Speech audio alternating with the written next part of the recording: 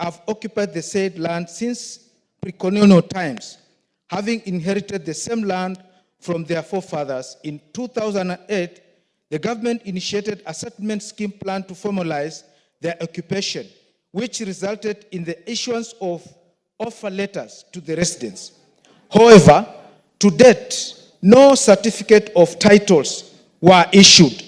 However, the residents were forcibly evicted and their structure demolished to facilitate occupation by MS Kwale International Sugar Company Limited, which had purportedly leased the land from the government. Honorable Speaker, the forced eviction meted out on the residents without compensation prompted the affected residents to file ELC petition number 43 of 2020 at the Environmental and Land Court in Kwale. The court ruled in favor and ordering that the government has an obligation to compensate and resettle the affected residents of the organization. The government was granted a period of 12 months to comply with the decree, which expired on 27th January 2024. Despite the lapse of the time frame, the government is yet to comply, causing undue hardship and suffering to the affected residents. Honorable Speaker, it is against this background that I request for a statement from the chairperson of the Departmental Committee on Lands on the following. 1. The measures in place by the Ministry of Lands, Public Works and Housing and Urban Development to comply with the decree of the court, considering the Mkupo network awareness was to be compensated and its members resettled by 27th January 2024. Number 2, a report on the status of assessment made by the ministry to ensure all villages within Ramisi Phase 1 Block 5056 are duly concluded in the valuation report for compensation. And 3, an overview of the resettlement plan and the efforts that have been made to conduct awareness among the affected residents in their resettlements. I thank you, Honorable Speaker. Thank you. Chairperson for the Committee on Lands. How long will it take? Any member from the Lands Committee or Vice Chairperson? I think I'd leave it to you, Deputy Majority Whip. Noted, Honorable Speaker, and they will give the report once we resume. Thank you. Thank you. Next order. Order number 8, motion. Debate on the President's address, day 3. The Honorable Member for Gilgil, Honorable Martha Wangari. Thank you, Madam Speaker, for giving me this opportunity to also record my thanks to the State of the Nation address by the President. And Madam Speaker, because I know we have limited time, I'll pick a few issues. That we are now on our second day, yes, 5 minutes, that we are on our second day of the 16 days of activism against gender-based violence. Allow me to start with that, Madam Speaker. And I want to laud the President because he pronounced himself clearly, even his meeting with women leaders, Madam Speaker, and committing even resources to fight this menace, Madam Speaker. Madam Speaker, it cannot be normal that in the last 3 months, we have about 97 women who have been killed, mostly by intimate partners, Madam Speaker. Madam Speaker, that means every month we have lost 30 women to gender-based violence, Madam Speaker. And even today, we have woken up to a woman being raped and stabbed in Murang'a.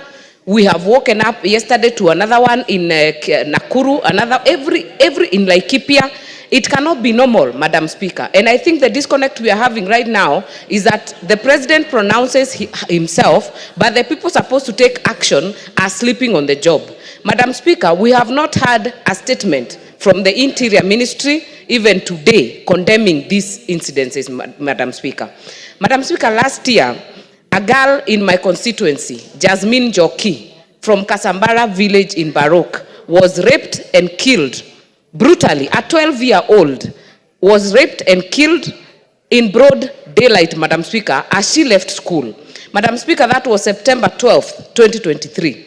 Suspects were arrested, DNA was harvested. It took 6 months to actually hear of that DNA again.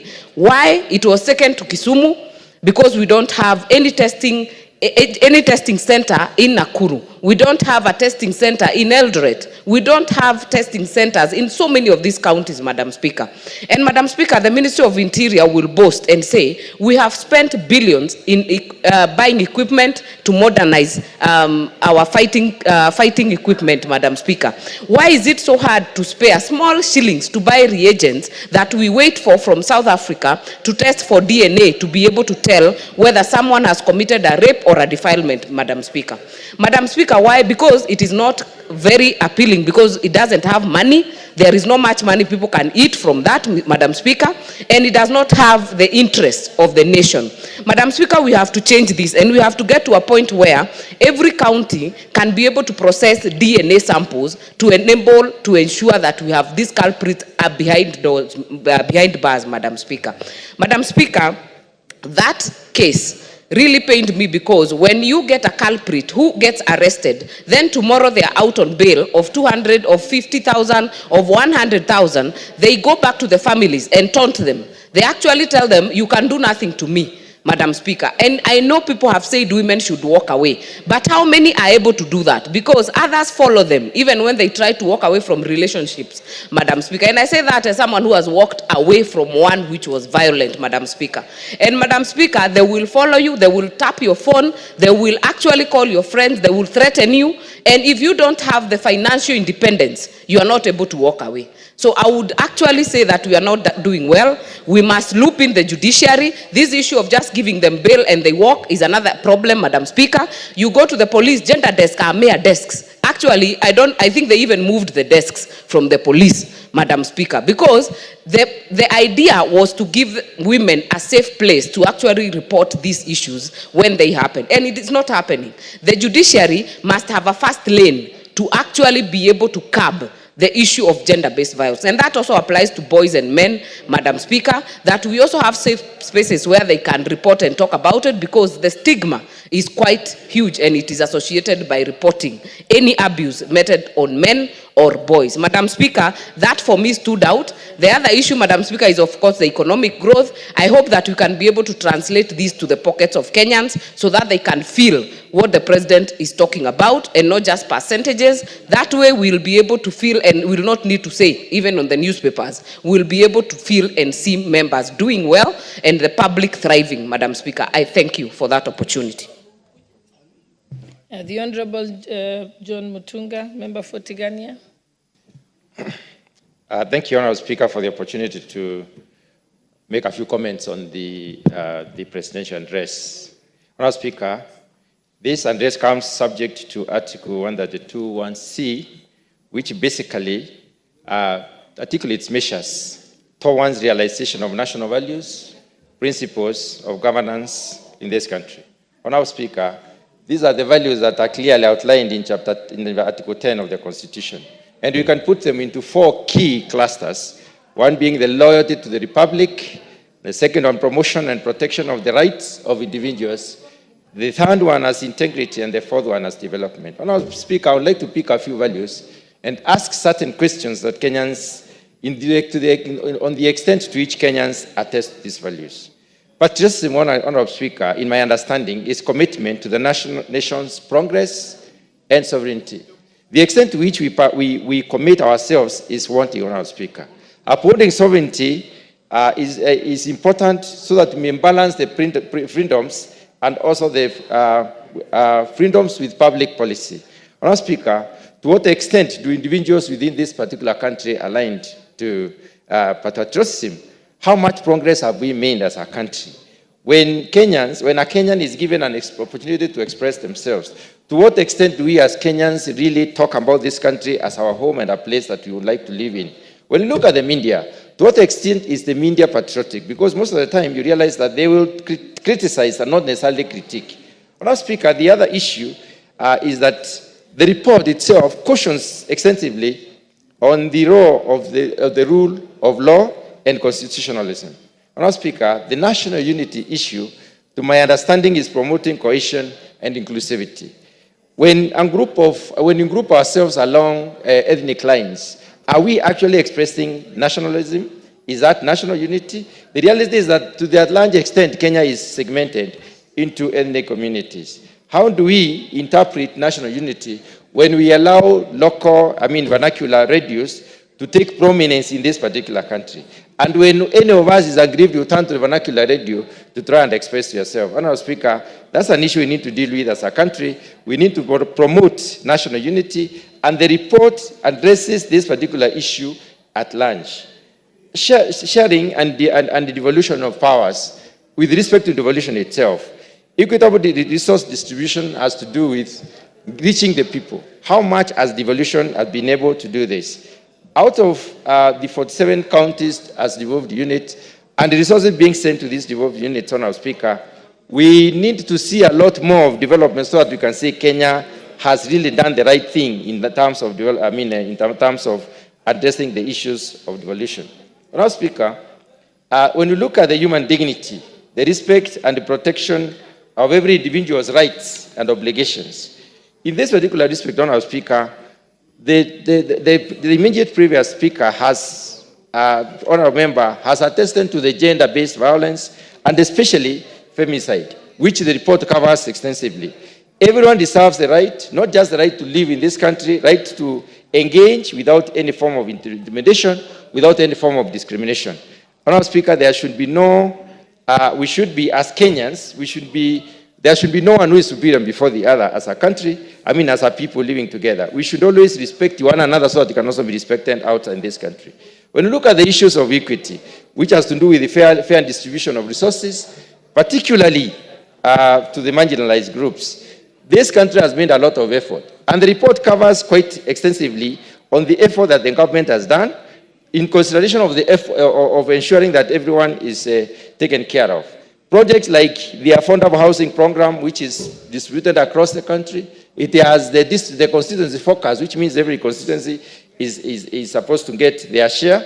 The ICT hubs are spread across the country, the NGCDF, the TVET, and others. Universities are now county-based. So it means every county it has an opportunity to have its own university. So equity is being exercised, and this is very well articulated in the report. Honourable Speaker, social justice, about equal opportunities. In this country, pursuit for social justice has been terribly misinterpreted, and the report is very particular on Article 27, the misinterpretation of Article 27, where picketing is misinterpreted to mean violence, which is not true. Inclusivity, Honourable Speaker, the provisions on inclusivity have also been articulated within this particular report.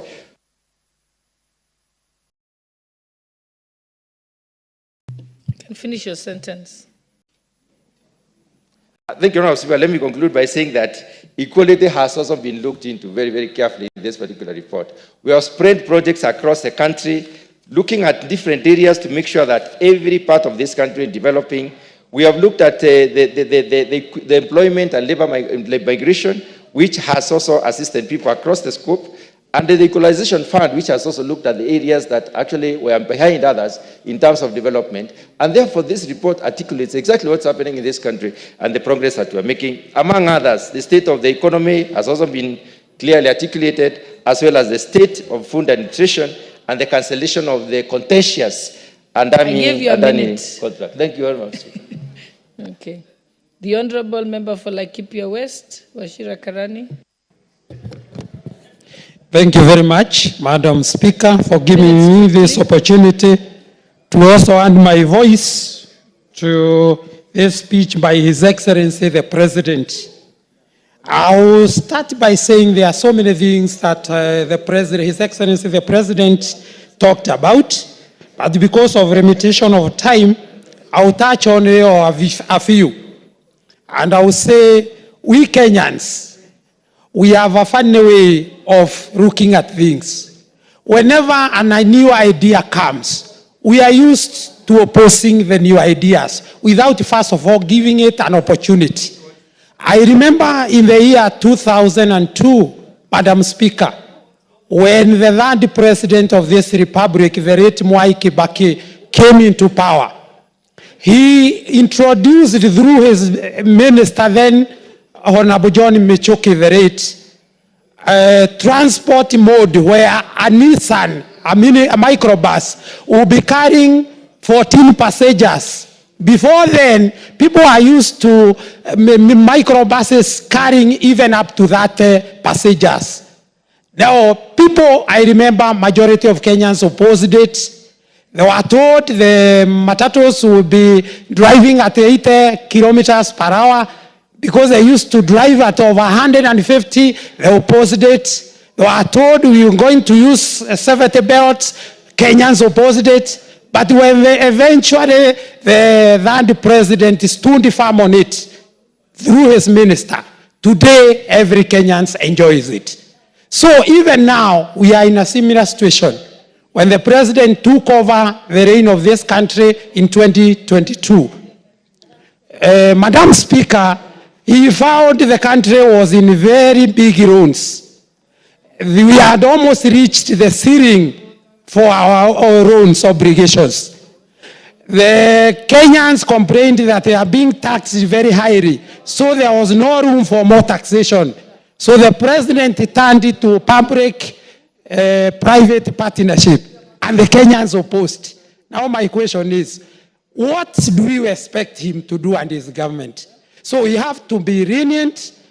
I know I've done my research, Madam Speaker. I wanted to know, and I was very impressed when the president terminated the contracts for Adani, both in Kentraco and Jomo Kenyatta International Airport. I was very, very concerned. I tried to do my research to know why the Kenyans were against the Adani, and I found out Kenyans did not have a problem with Adani. What Kenyans had problem with is the transparency that was used in getting those contracts. So in the future, if this country, my proposal is, if this country is going to enter into public-private partnership, that should be transparent. It should not be a single sourcing.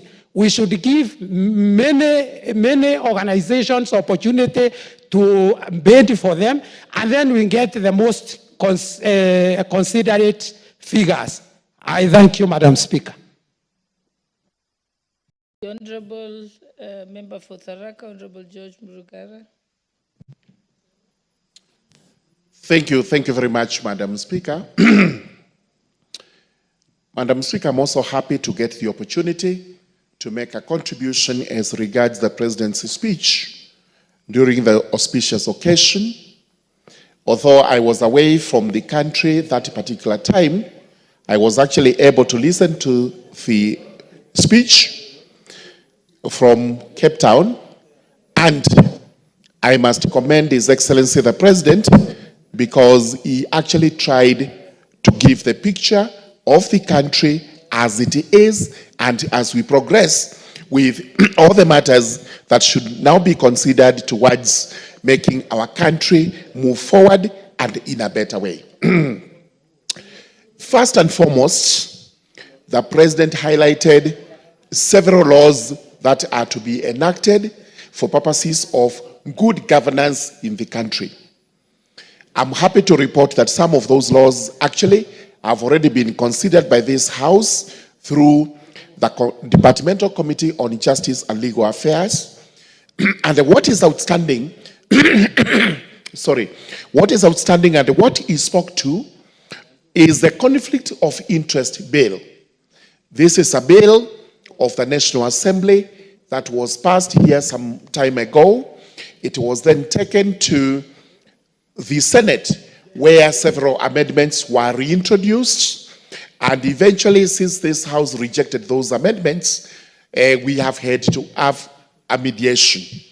I confirm to this House that the mediation committee was established and actually started sittings yesterday, and we do undertake that by the close of business this week, we should have a mediated version of the conflict of interest bill now coming back to the House for passing. The president also highlighted on the case tracking systems and the e-filing for the judiciary, and in fact lauded the judiciary as the leader in technology in the government. These are very important steps the judiciary has taken to ensure that parties are informed of their cases in time and that the filing is done timelessly. The net effect is that delivery of services in the judiciary is actually improving and has continued to improve, as a result of which we now have more cases being determined on an annual basis. Madam Speaker, you actually headed this when you were in the judiciary. The ICT system that was introduced at that time is actually what is being improved on, and we must also laud you for that.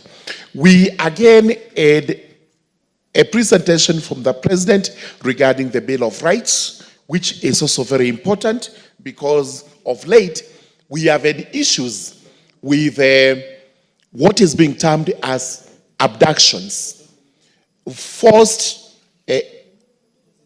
disappearances. We have also had what they are calling extrajudicial killings. And we must, as advocates of human rights, condemn anything that is unlawful, which is being done by anyone from whatever quarter. We have always said as a country, we abide by the rule of law, and everybody is bound by the laws we have in the country, including the Constitution, the statutes, and the regulations made thereunder. If there are to be arrests by the police, those arrests have to be within the confines of the law.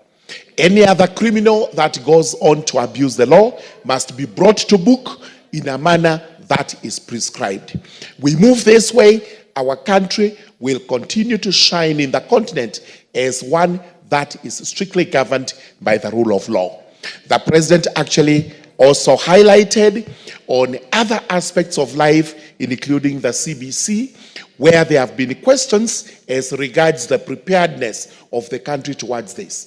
It's a new education system introduced. We know for sure it has teething problems. It also has shortage of infrastructure, but the country is moving towards this through our own CDF here and allocations from the ministry to ensure that the infrastructure is established, teachers are employed, and our children continue to get a best quality education. The president talked about the economy, which is actually improving, which is actually growing, including stabilizing our shilling. We are happy to see that we are now competitive when it comes to hard currencies, and our shilling is actually doing well. We are happy to note that inflation rates have gone down, evidence that our shilling is becoming stronger and stronger every day, and this is good for the country. Interest rates have gone down, which means we are able to borrow more money and bring this money into circulation in the country for purposes of growth. There was a mention of our agriculture, where we are boosting production, and again here we must laud the policies which appeared unpopular in the first place, but which now have led to a boost in production such that our silos are actually almost full in terms of food reserves. We have put in place measures to ensure that sugar production is improved, coffee production is actually highlighted, and mostly production of milk through dairy farming. The president emphasized that we actually need to put all the resources in the agricultural sector to ensure we boost our production for the sake of the country. We had universal health care, Taifa Care, where again we have the SHA and the SHIF, which are giving Kenyans nightmares. But from today, as we read in the press, things are now beginning to work. We said actually this was going to last 2-3 months, and soon all the systems will be in place, and every Kenyan will actually be able to get health care free. And in as much as Kenyans are complaining about the taxation on the universal health care and on the housing levy, we confirm to the House that the laws that are just about to be introduced here, some of them are to ensure that Kenyans are taken care of, taxation is reduced, as a result of which the burden which was resting on Kenyans is actually eased. And as I conclude, there was a discussion on corruption, which is a vice that is eating into the flame of the country. What EACC now has actually a new CEO, because the one who was there has completed his term. We may not be able to discuss a lot about the new CEO, who is going to be subject to proceedings in the House, and those proceedings are not here at all. But the high time it gets a new CEO, and corruption, the vice that is eating to the flesh of the country, continues to be fought. We know very well that it is difficult to fight corruption because corruption fights back, but we must, under all circumstances, ensure that this vice is actually eradicated. The country cannot develop unless we do not have corrupt elements, corrupt practices, and the practices that are injurious to the welfare and the well-being of the country. All in all, the president gave a balanced speech, made assurances that it's not pledges that are being made, but now, slowly and slowly, it is becoming a reality that some of the promises that were made in the plan are actually being actualized. With those remarks, I do wish to rest my comments there. Thank you very much, Madam Speaker. Thank you. The Honorable Beatrice Ilachi. Thank you, Madam Speaker. I also rise to give thanks to the address of His Excellency the President, and to really say that this was one address that was able to give the country a new face, and to tell the country that we are starting a new trajectory to see the country move from where we have been, Madam Speaker, to a better country where every Kenyan will start appreciating what is happening in government. Madam Speaker, as I say that, you realize the President analyzed all the pillars that need to be touched so that we move as a country. One of the pillars was food security, which is critical in ensuring securities in the country when people have food on their tables, Madam Speaker. The other pillar was on universal health care, which he now calls it Taifa Care, which I think is a better name that we need to move. And I would tell you, Madam Speaker, for those who have now registered in SHA are starting to see how it works. And I want to tell every member of parliament here, it is our responsibility to ensure our people have registered so that we actualize Article 43. I want to call upon civil society. We've been fighting about health. We've been saying every day we must ensure the Maputo protocols and all the protocols we've agreed. But now is the time we actualize Article 43. And therefore, we must work together. We must see where the problem is. Let us first register Kenyans, then we come and now face government to tell them, look, we've registered people and they are unable to indeed be treated. Then that is where we start the fight again. Madam Speaker, it is a time when we have to criticize, but criticize in positive to see things work for our country. Because if it works for the country, it works for me, it works for everyone. It works for every family in the country. Madam Speaker, you realize the President also really talked about femicide. Madam Speaker, as we celebrate, as we start the campaigns of 16 days of activism, I know I lost a girl in a family that is very vulnerable in Dagoretti North. And this girl was a third year at MKU University, Vivian Kajaya. And we buried her. This girl was all the way, you imagine the mom is in Kawangware, your daughter is at the university, at Mount Kenya University, but you find the body of your child in Nakuru. It was the most saddest thing. And even yesterday, we have those again who have passed on. And so I want to laud the president, but to say this to now the agencies that are dealing with all these cases, that indeed you've let us down. In fact, my prayer would be, Madam Speaker, we need officers to be taken for retraining to understand even these femicides, because we have officers who, even when they talk about gender-based violence, you realize they are thinking it is just crime like any other crime. But we have lost so many women. I don't think it is fair even for us in the country. But Madam Speaker, the other thing I want to really thank the President is to really bring out everything that the government has done that we have decided as a country to be very negative until there's nothing good we see. But we are not realizing, Madam Speaker, when you look at Burundi now, when you look at Nigeria now, you tell God thank you 10 times for your country, Kenya. And so I want Kenyans, even out there, even us who are going on media, we are analyzing, that the President, yes, has decided, yes, followed what has happened and cancelled Adani. The next thing you should be appreciating is we have cancelled, but not now starting to question again other questions. We need to be now questioning, how are we getting a new airport so that we can be like Ethiopia, Rwanda, Tanzania, who are moving and they're in East Africa, before we become a domestic airport place.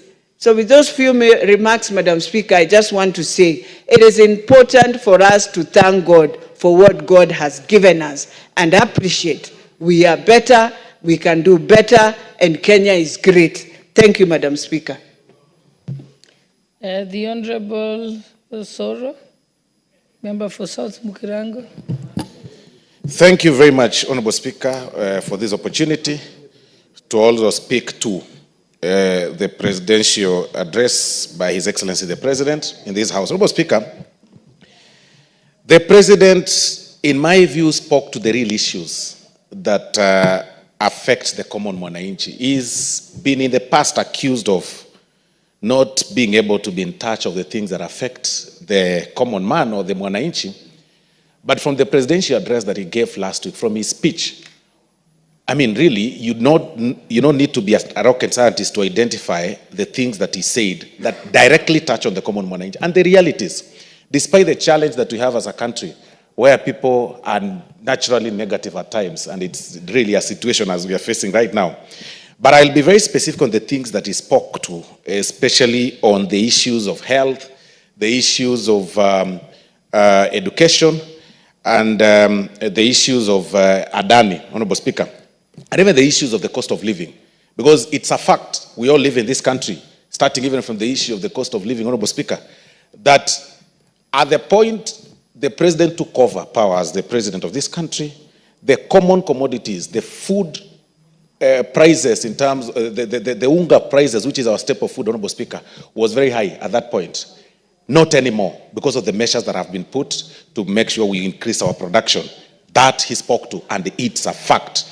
He also spoke about the economy. He talked about the dollar. The exchange rate of the dollar against the shilling wasn't as it, is not as it were when he took over power. That is also a fact, Honorable Speaker. But more importantly, on a thing that touches on the common mwananchi, Honorable Speaker, that is so dear to so many of us, Honorable Speaker, is the issue of the social health scheme, Honorable Speaker. Several people who do not really understand how the social health scheme works, Honorable Speaker, and who do not want to understand, are opposing a very noble idea. A very noble idea. Because on one point, you want leaders that you elect to bring change. I have never understood. But on the other point, when they bring change, you also raise questions and say, we need to go back to the status quo. You complain that NHIF is not working. It hasn't been working. People are making unscrupulous claims. And that is on one part. Then on the other part, when there is a system that has been now, that is really been, that has been put in the market, or rather to the public, that is going to work, or that is working very well, you then again start saying, okay, let's revert back to the old system. I mean, really, then why do you elect leaders? Because you've got to elect leaders for change.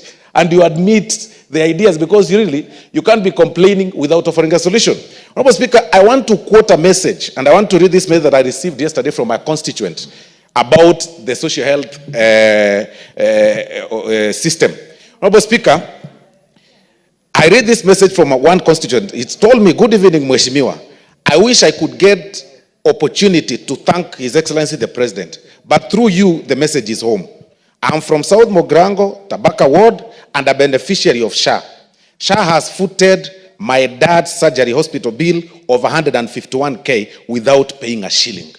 Honorable Speaker, these are people who are sending us messages when they had challenges to invite us for medical fundraisers. This is transformation. This is something that all of us should be celebrating, Honorable Speaker. And the President spoke in huge language, Honorable Speaker, encouraging members to also tell the members of public to register in large numbers, Honorable Speaker, because this is now what we call the universal health coverage system, Honorable Speaker, and it's really working, Honorable Speaker. So on this one, he spoke to the real issues. Then he spoke again to the issues that are bedeviling this country, the issue of femicides, the issue of the gender-based violence, where one wakes up one morning and decides to make his wife or girlfriend or a woman a punching bag, besides even killing them. Some of them torture them.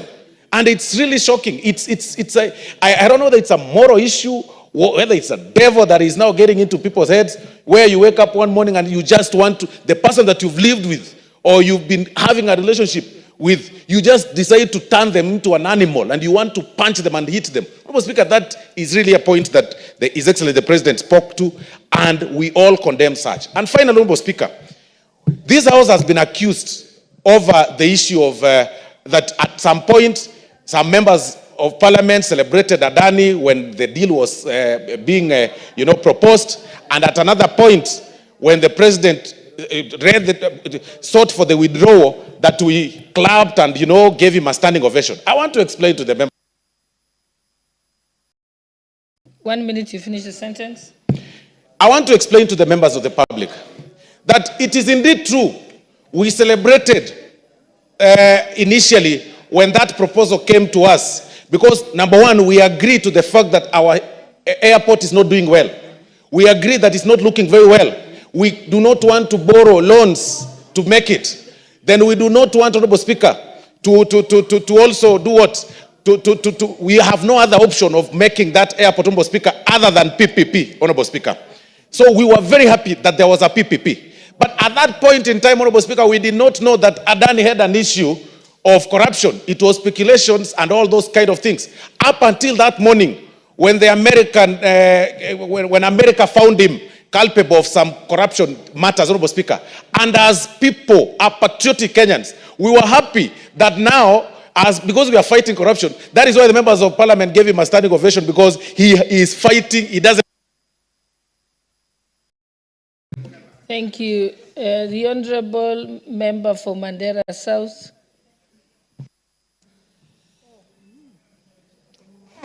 Thank you, Honorable Speaker, for giving me this opportunity to also air my views on the State of the Nation address by the President. The Honorable Osoro. Stop shouting across the House. Thank you. Honorable Speaker, thank you very much for granting me this opportunity to also express my views on the State of the Nation address by the President. I would say in summary, the President's speech was short, it was concise, it was hopeful and very forward-looking.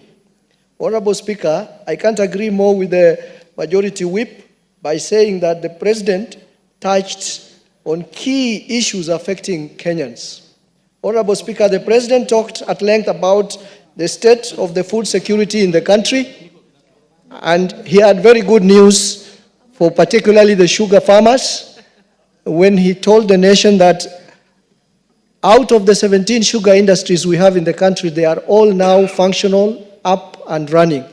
And that for the first time since independence, we've had surplus of sugar production in this country. Honorable Speaker, the President also had very good news for the coffee farmers when he expressed the fact that now coffee farmers are enjoying good prices. Honorable Speaker, the President also talked about health, and he elucidated at length about SHIF and SHA, and he particularly drew a clear difference why Taifa Care under SHA is more superior than the former NHIF.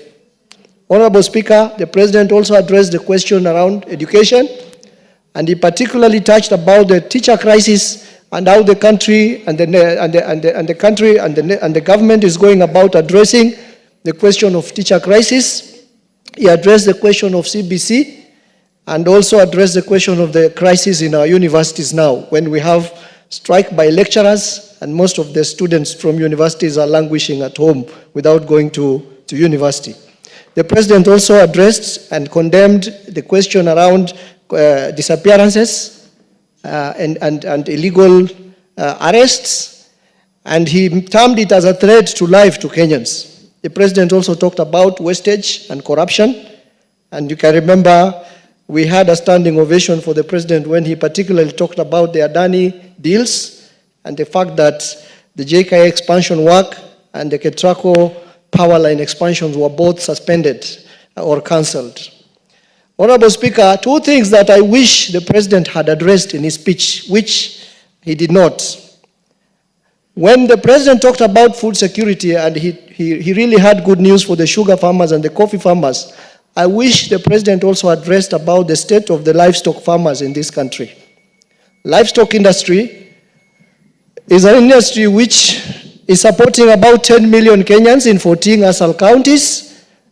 It contributes 12% to the GDP, and it contributes to 50% of the agriculture labor force. It is an industry which is affected by drought and conflicts, and I wish the President addressed the state of the livestock industry in relation to the food security component that he addressed in his, and perhaps going forward, whenever we address the question on food security and agriculture, I think we should always make effort to address the question of livestock component of the agriculture sector. Honorable Speaker, I also wish when the President talked about enforced disappearances, the impression was that those people who've disappeared are only those ones who are missing after the demonstrations. In parts of Northeastern, there are people who have been disappearing under enforced disappearance and extrajudicial killings. In my constituency, for example, I have 3 of Kenyans who are missing since the last 6 months. Hassan Mali of ID number 26881584. Adan Mali of ID number 35332269.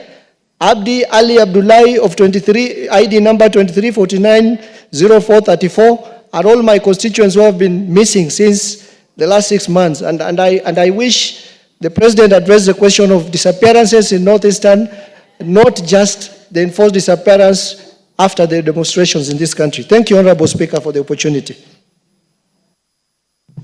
Thank you. The Honorable Member for Narok, Honorable Tonke. Thank you. Thank you, Madam Speaker, for giving me this opportunity to contribute to the Honorable His Excellency the President's speech.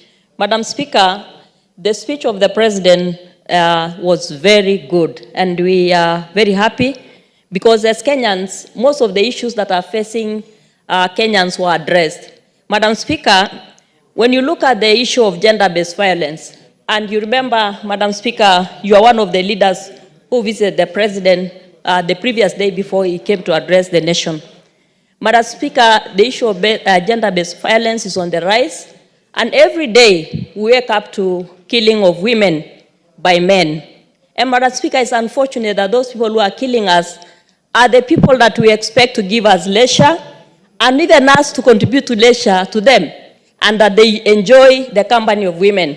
But it's unfortunate, Madam Speaker, that women are dying in the hands of the men that the women have entrusted to their lives.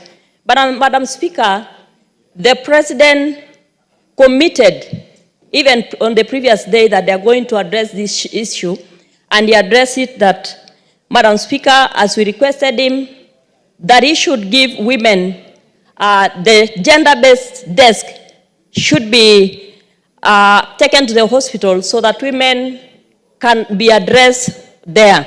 So that when a woman is taken to the hospital, for example, Madam Speaker, then the women should be given the P3 there, and the police should address that issue in the hospitals, Madam Speaker.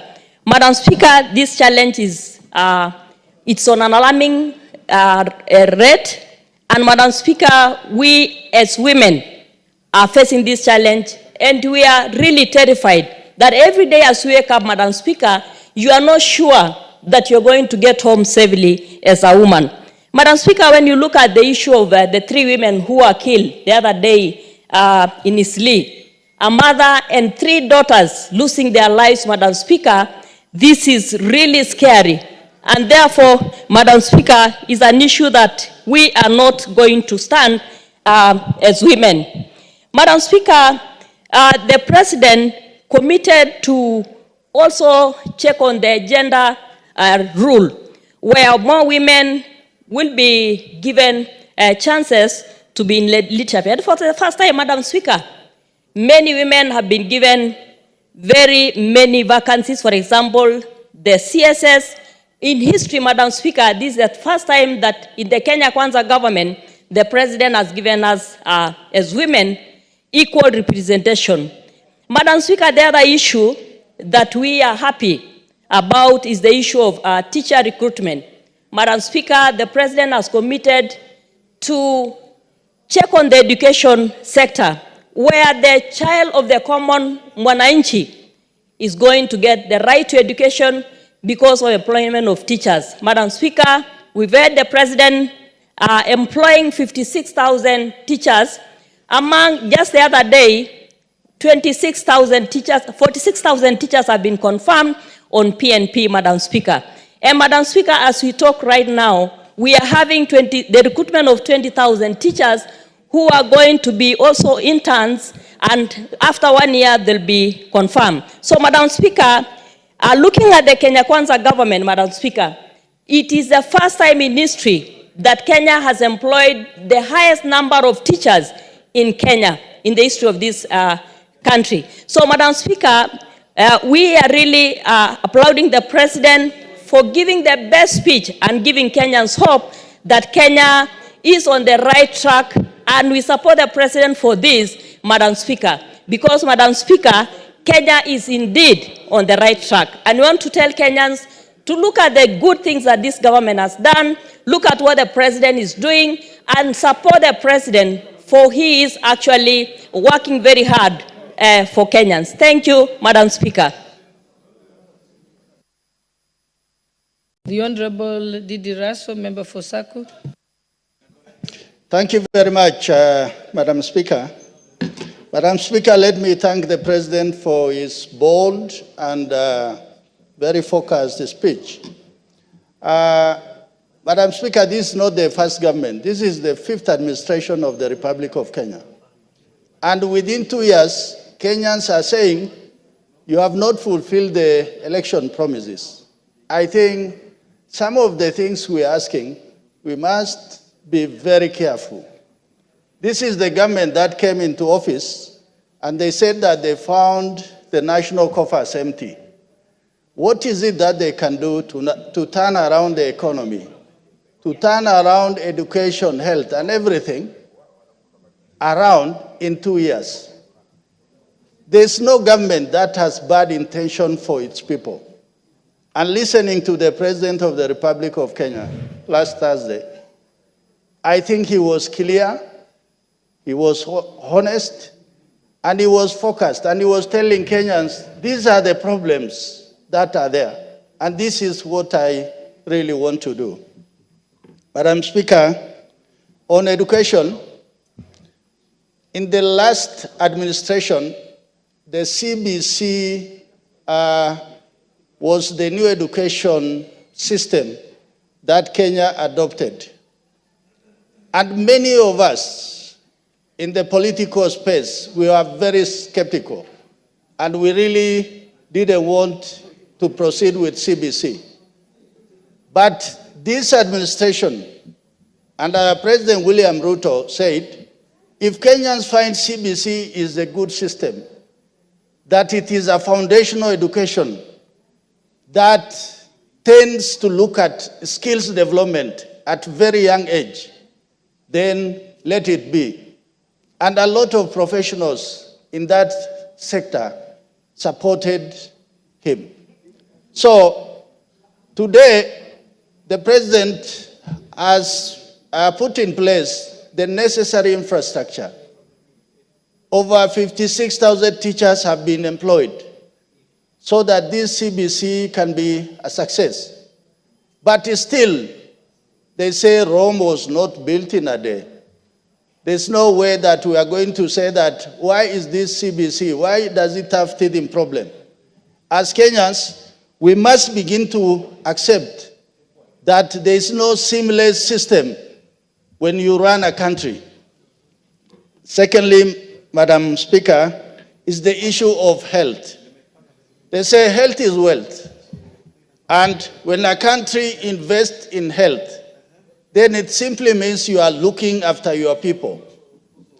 The health system in the UK, among the oldest in the world, it is still having a lot of problems. Yet, we have founded our own just 1 year down the line, and we are saying it is not working. It cannot just work on the spur of the moment. We must invest in it. We must have the necessary human capital invested. And we must also have that system which is able to move things around so that this health system works for the people. Madam Speaker, when we look at the health system, and Honorable Osoro talked about a single example of a Kenyan who feels that indeed this thing works. Madam Speaker, we are asking ourselves, why are people fighting this system? And we find that corruption and interested parties who have invested money in hospitals, in the health system, and few are benefiting from what should be a universal thing that all Kenyans should actually benefit from. Madam Speaker, I want to talk about security. In the northeastern, North Rift, the guns are silent. It is the stellar performance of this government. If many will not talk about it, few of us will talk about it. Because today our people are not killing each other. Rustling has gone down. This has happened as a result of investment by this government. Having new sub-counties, locations, sub-locations, so that they improve the administrative footprint of this government. And 1 minute.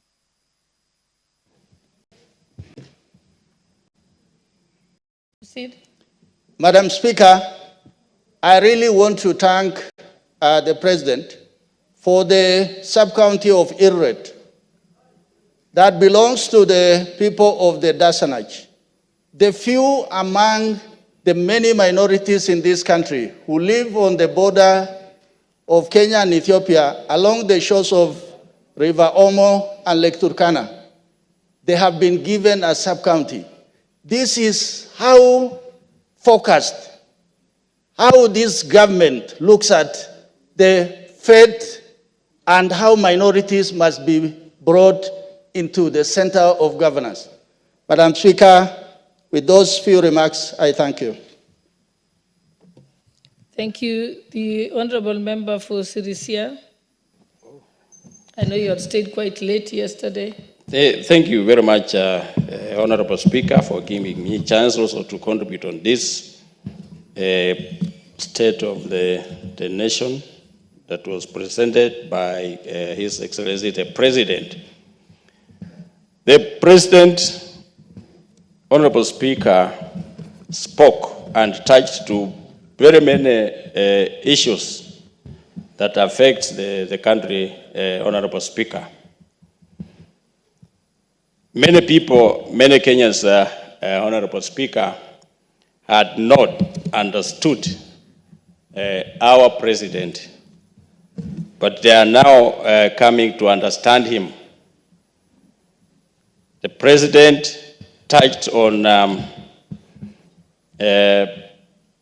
employment of the young people in this country, Honorable Speaker, which is going on. Last month, or I don't know, this month we saw our people doing interviews to go to the ASPRA to work, and many of them have been recruited. And he used to say that, but people were not sure.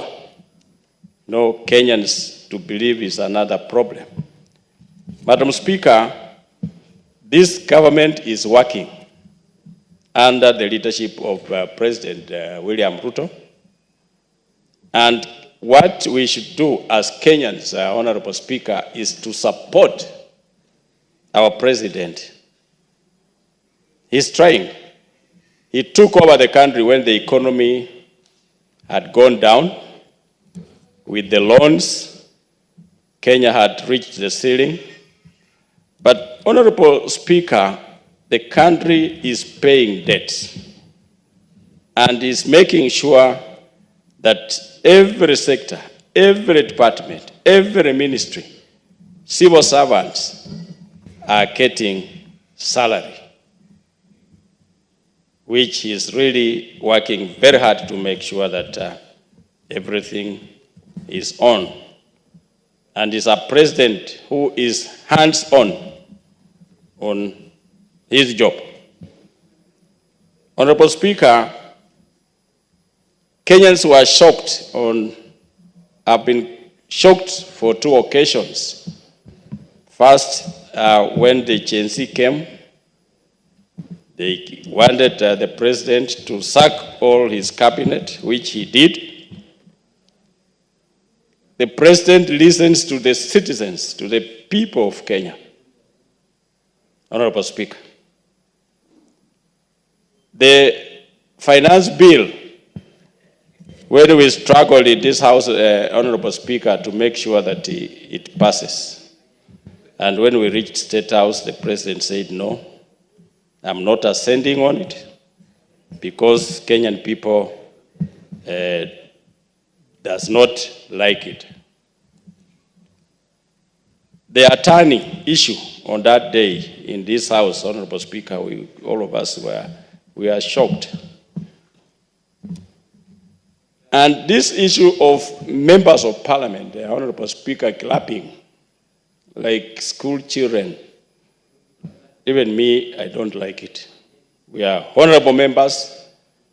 When, be it the president or who, pass something or reject, as members, there is a way of clapping, but not standing up and just misbehave like children, like school kids. Honorable Speaker, we are not supposed to. We are supposed to listen. Point of order, Honorable Passaris. Madam Speaker, I think I would like the member to withdraw misbehave like school children. Our school children do not behave badly. It is too generalized and too stereotyping. I want to say that when youth behave badly, we cannot even brand all the youth as bad behavior. It's just a select few that behave badly. And to say that they're behaving as school children, I think it's an insult to all the children that we have in this nation. Thank you. Your point of order, Honorable Mboko. Yeah, thank you, Honorable Speaker. The House is a house of respect and honor, and it's the Argos House. The tradition, Honorable Speaker, of rising up in the event a speaker has touched the souls of people, has spoken on something that is touchy, is exciting and overwhelmingly magnanimous for the country or that particular group, is allowed. Honorable Speaker, the members of parliament are being mistrued for having risen up. That was very well in order. That's what's called a standing ovation. And I think the honorable member is not really in order to look at members of parliament who have behaved badly in any way. Standing ovations as respected moments of a great speaker when he's delivering his message. Thank you, Honorable Speaker. Honorable Member for Sirisia, I think you have to withdraw. And Thank you. apologize to the members. Thank you, Honorable Speaker.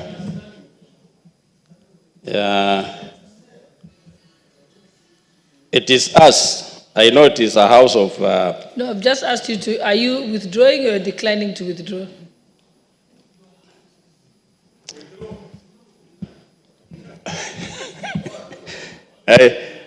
I withdraw, Honorable Speaker, but we need to have a way of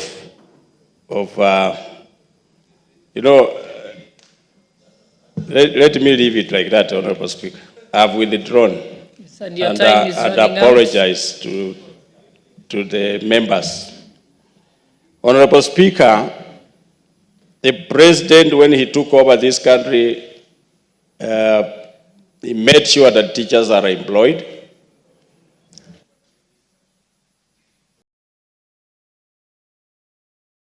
You can have half a minute to finish your sentence. 56,000 teachers were employed, Honorable Speaker.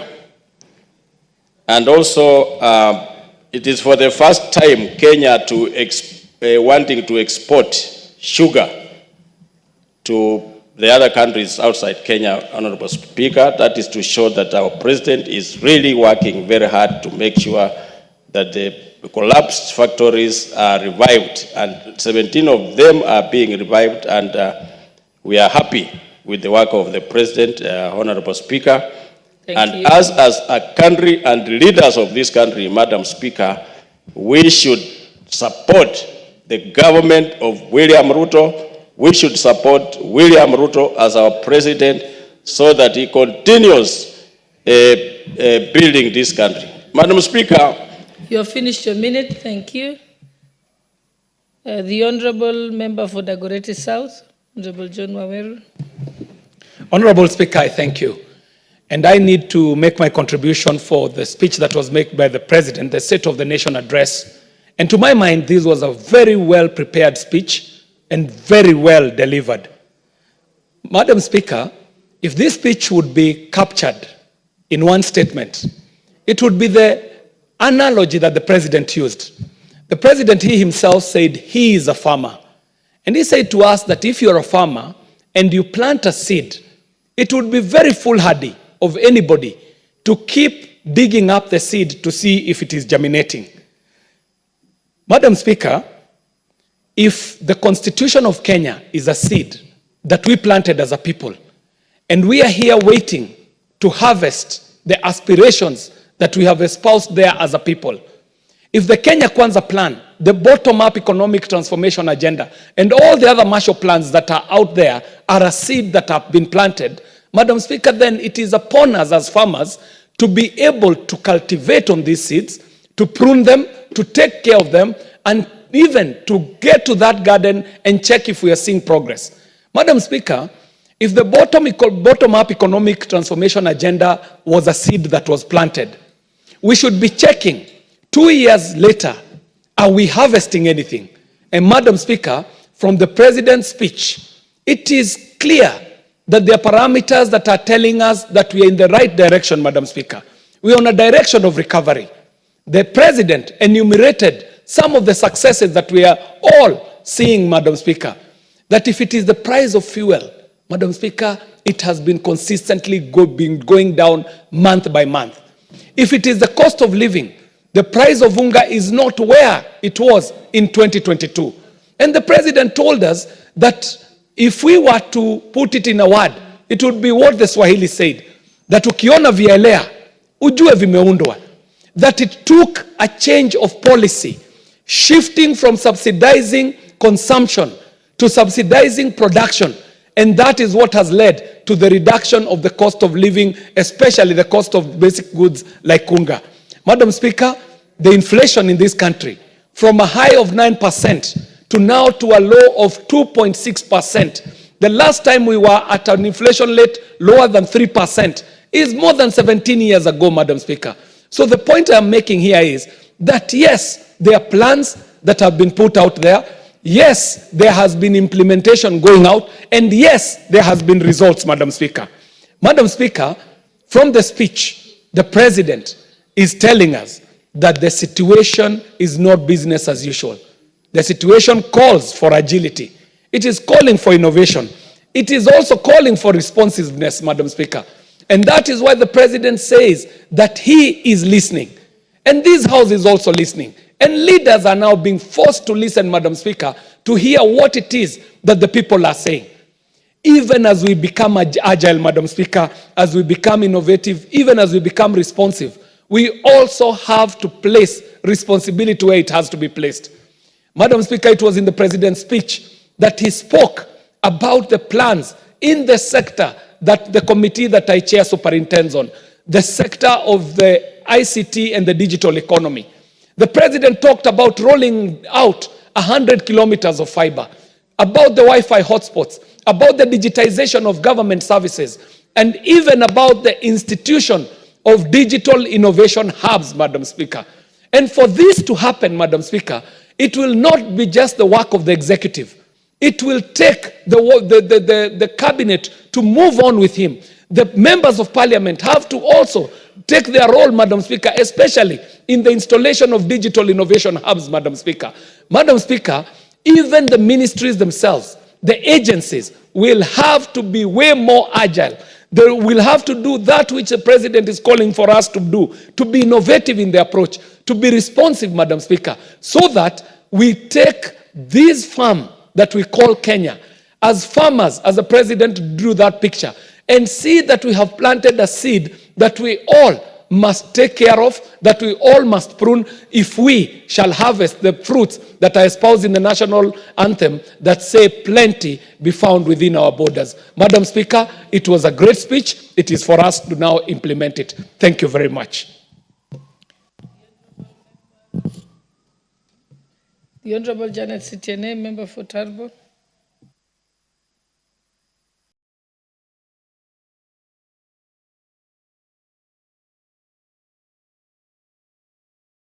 Thank you. Thank you, Madam Speaker, for according me this opportunity to add my voice. I really want to take this opportunity to applaud our President for the great State of the Nation address.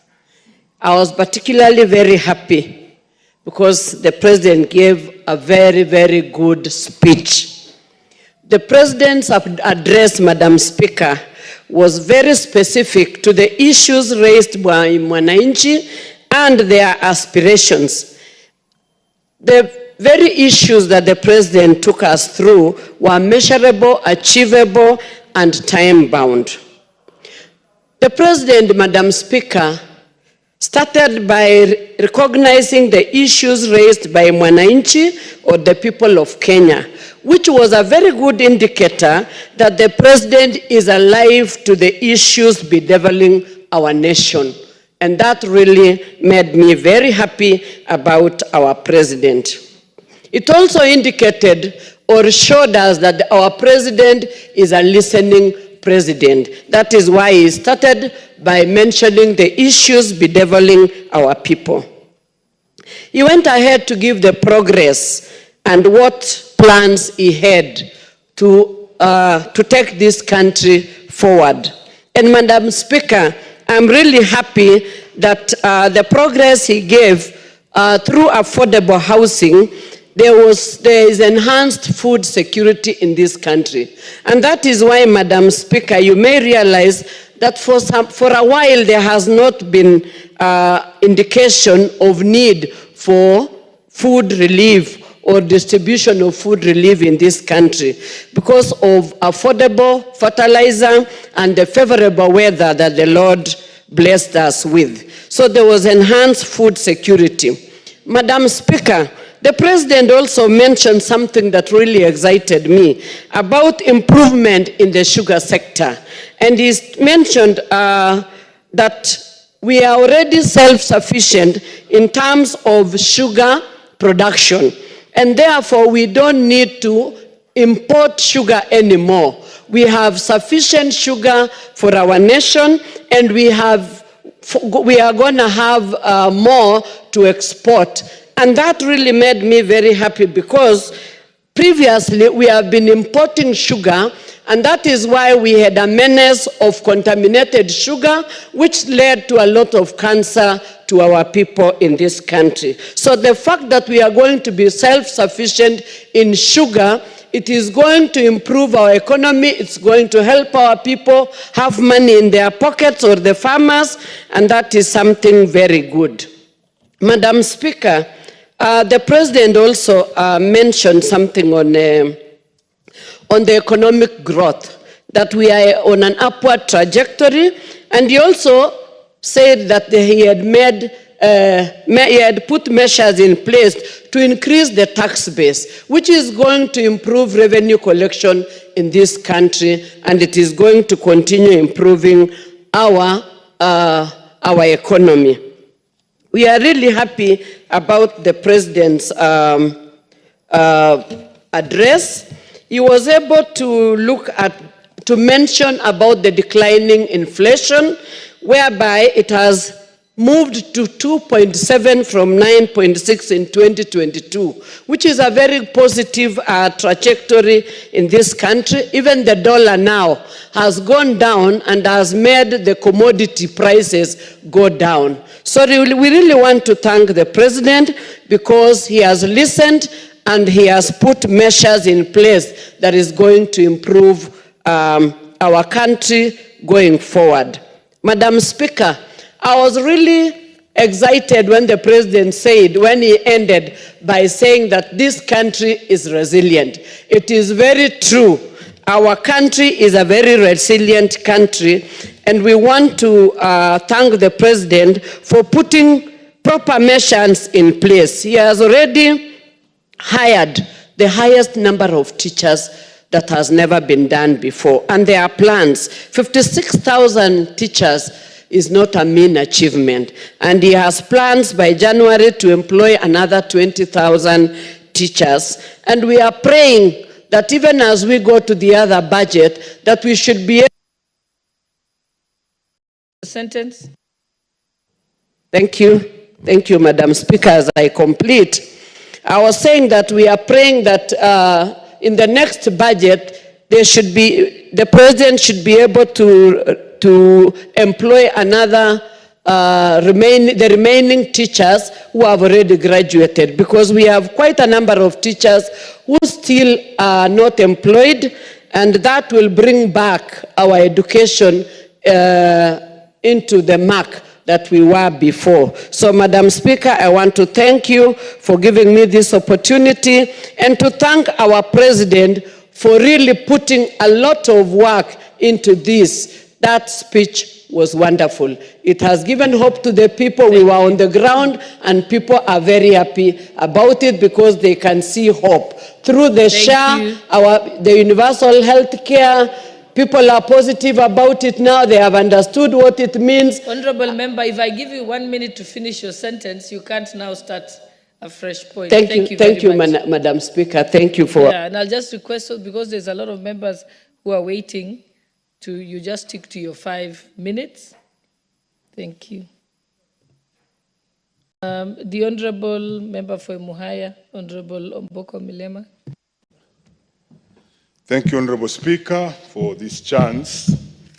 Honorable Speaker, when a president of a nation who, that particular nation has been facing a number of challenges, and there's been a lot of speaking in the social media, challenges that were varied from including the CBC, which was a new model, the teacher hiring, university new model as a new challenge, the issue of PPPs manifested in Adani, unemployment, which is manifested in many youths who don't have work, and the promissory notes given by government to actually have these jobs outside the country.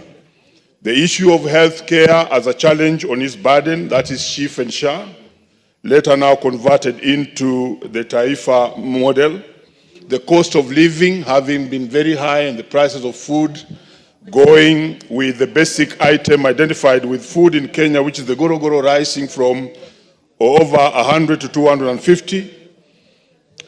Having an unstable shilling, Honorable Speaker, having external borrowing that had gone overboard, and stretched us in terms of physical space, inflation having been very as high as 9, and having a challenge with the relationship with the church, which was ongoing, having femicide as a challenge on his head, and many other things, including the sugar sector, which had completely died, walks in parliament and confidently confronts those issues one by one. That's a very great leader. In fact, when the president walked in the house, I was not sure how he would address the nation and parliament. But at the end of his speech, I was totally convinced that he's a president who is ready to confront the challenges that are before him and the challenges that are facing Kenyans. And that is why, Honorable Speaker, I was very clear in my mind that the standing ovation which the president received in this house was indeed worthwhile, and he deserved it. Because he spoke truthfully, he spoke rightfully, he did not hide any cards, he did not gloss anything, but confronted everything that needed to be confronted head on, including Parliament itself, on certain laws that it has not passed, especially the conflict bill. And also confronted the judiciary on how they deal with corruption cases. And that is why this House must not feel intimidated in any way that they gave the president a standing ovation. I'm a teacher of history and government, and there are presidents who have received standing ovations. One of the longest standing ovations, Honorable Speaker, was 22 minutes that one president in America received because of his good address in that particular assembly. But let me pick out only one because of time. That the confrontation the president tackled with or did with Shah and Chief was so good. I've gone to the villages and realized that the biggest challenge with Shah and Chief is the registration. That if we want to succeed in that sector, the truth is that we must make our people register. How do they register? The CHPs were sent 3 links. The first link was not working. The second link was not working. The third link is working. But unfortunately, they need bundles in order to register our people. We need to move as Parliament and as ourselves, and possibly I'm speaking to the Minister, that we need to mark that link for registration of people into Chief and Shah to be white marked, so that it does not draw any money or need any bundles from the CHPs, and they'll actually register everybody. Once we register everybody, then we can confront the issue of, is it working or is it not working? So that's one area I thought that its confrontation was very, very correct. Another area the president confronted was education and CBC and the issue of employment of teachers, which I thought was very good, but we are now challenged with promotion. Honorable Speaker, between promotion of 45,000 teachers and them not being promoted is a letter by the CS in the Ministry of Treasury, which is blocking the Teacher Service Commission to actually use the money they have in so that those teachers can be promoted. I would be seeking and asking this House that we do ask the Minister for Treasury, the CS Treasury Ministry, to actually allow the Teacher Service Commission to promote these teachers. With those many remarks, I want to commend the President. That was a great speech. Thank you. Thank you. The Honourable Nominated Member, Honourable Bishop Jackson Kosgei. Thank you, Madam Speaker, for giving me this opportunity to also contribute in recognizing and appreciating the State of the Nation address by His Excellency, the President of our great country. Allow me, Madam Speaker, to quote from one of the scholars about regimes and systems that rules and ruled the world. There is a university, a lecturer in one of the Indian universities, Krishna Udayasankar. He said about empires, quote, "No empire lasts forever. No dynasty continues unbroken. Someday, you and I will be mere legends. All that matters is whether we did what we could with the life that was given to us," end of quote. It was a speech of leadership with due care and attention, Madam Speaker. The President was honest, the President was candid, the President was focused, and the President was relevant.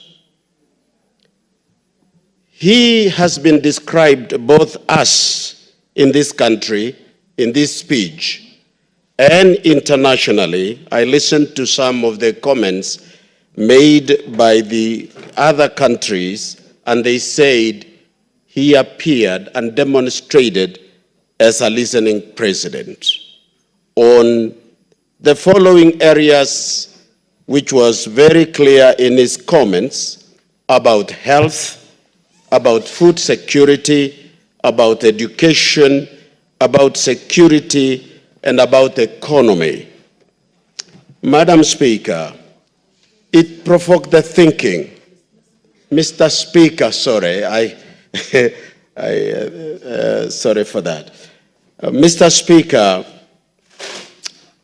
when I listened to the President and the reactions that we had, and listening in the light of where we have come from in the history of this country since independence, for a country to progress and for us to benefit from every leadership that comes to us, I wish to appeal to all of us as a country and people of this nation that what will make us benefit from this country, Mr. Speaker, is what has been described by historians as solidarity of purpose.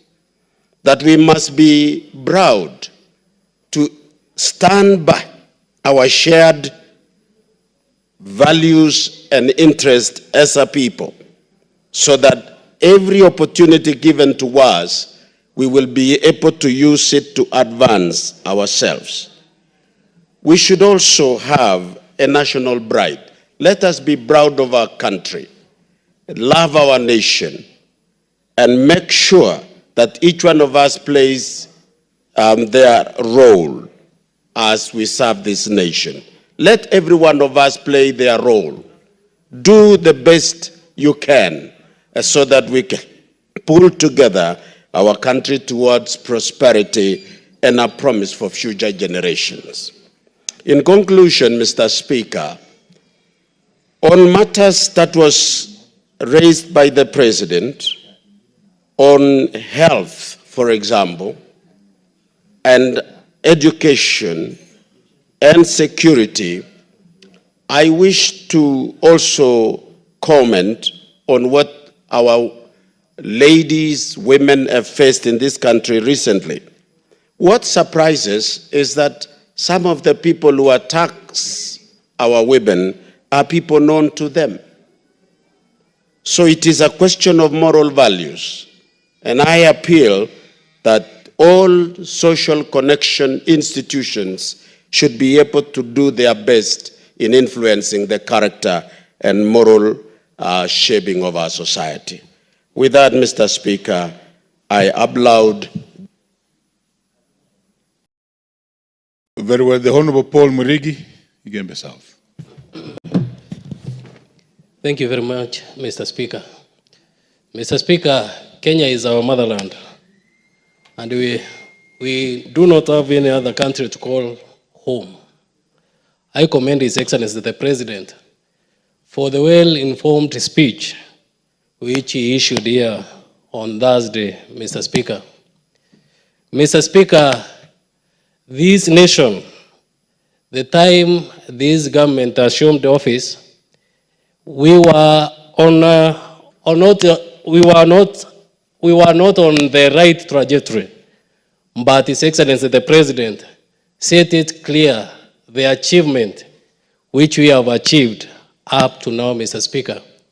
Mr. Speaker, a president has reformed agriculture sector, Mr. Speaker, whereby he took initiative to subsidize the input, since the previous government, Mr. Speaker, subsidized the consumable goods, Mr. Speaker.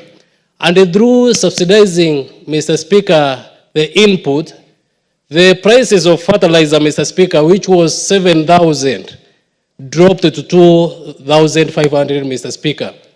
And there's so many farmers, Mr. Speaker, produce a lot of food, Mr. Speaker, which His Excellency the President on Thursday in this House told us that in our NCPB, we have more than 47 million bags, Mr. Speaker, which are already there, meaning that this country, Mr. Speaker, is going to be a food secure country whereby the importation, which we have experienced, Mr. Speaker, in past years, where this nation has been importing maize, Mr. Speaker, we are almost there. We are almost a sufficient food authority nation, Mr. Speaker. Secondly, Mr. Speaker, His Excellency the President talked about a revival of the sugar factories, Mr. Speaker. 17 factories, Mr. Speaker, are already operational. And now, Mr. Speaker, Kenya is sugar secure or sugar sufficient, Mr. Speaker, whereby he informed us, Mr. Speaker, we are now on our way to export our sugar to other nations, Mr. Speaker, meaning that the money which was being used to import sugar, Mr. Speaker, will be utilized somewhere else.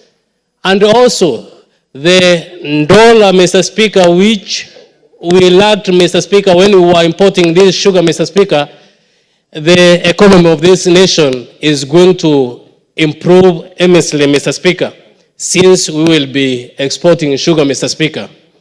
It should be noted that also the employment of our young people, Mr. Speaker, many of them have been absorbed in these 17 factories, Mr. Speaker, and the upcoming 3 factories, Mr. Speaker, also will see many youths get employment in these factories, Mr. Speaker, meaning that His Excellency the President and thought well about this nation, Mr. Speaker.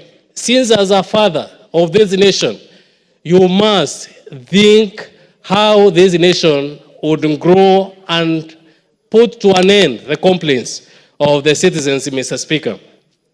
Honorable Speaker, His Excellency the President elaborated on the health care reforms, Mr. Speaker. And we have heard many testimonies from Kenyans, Mr. Speaker, who have benefited from the health care, Mr. Speaker, the just a reformed health care, the Taifa care, Mr. Speaker.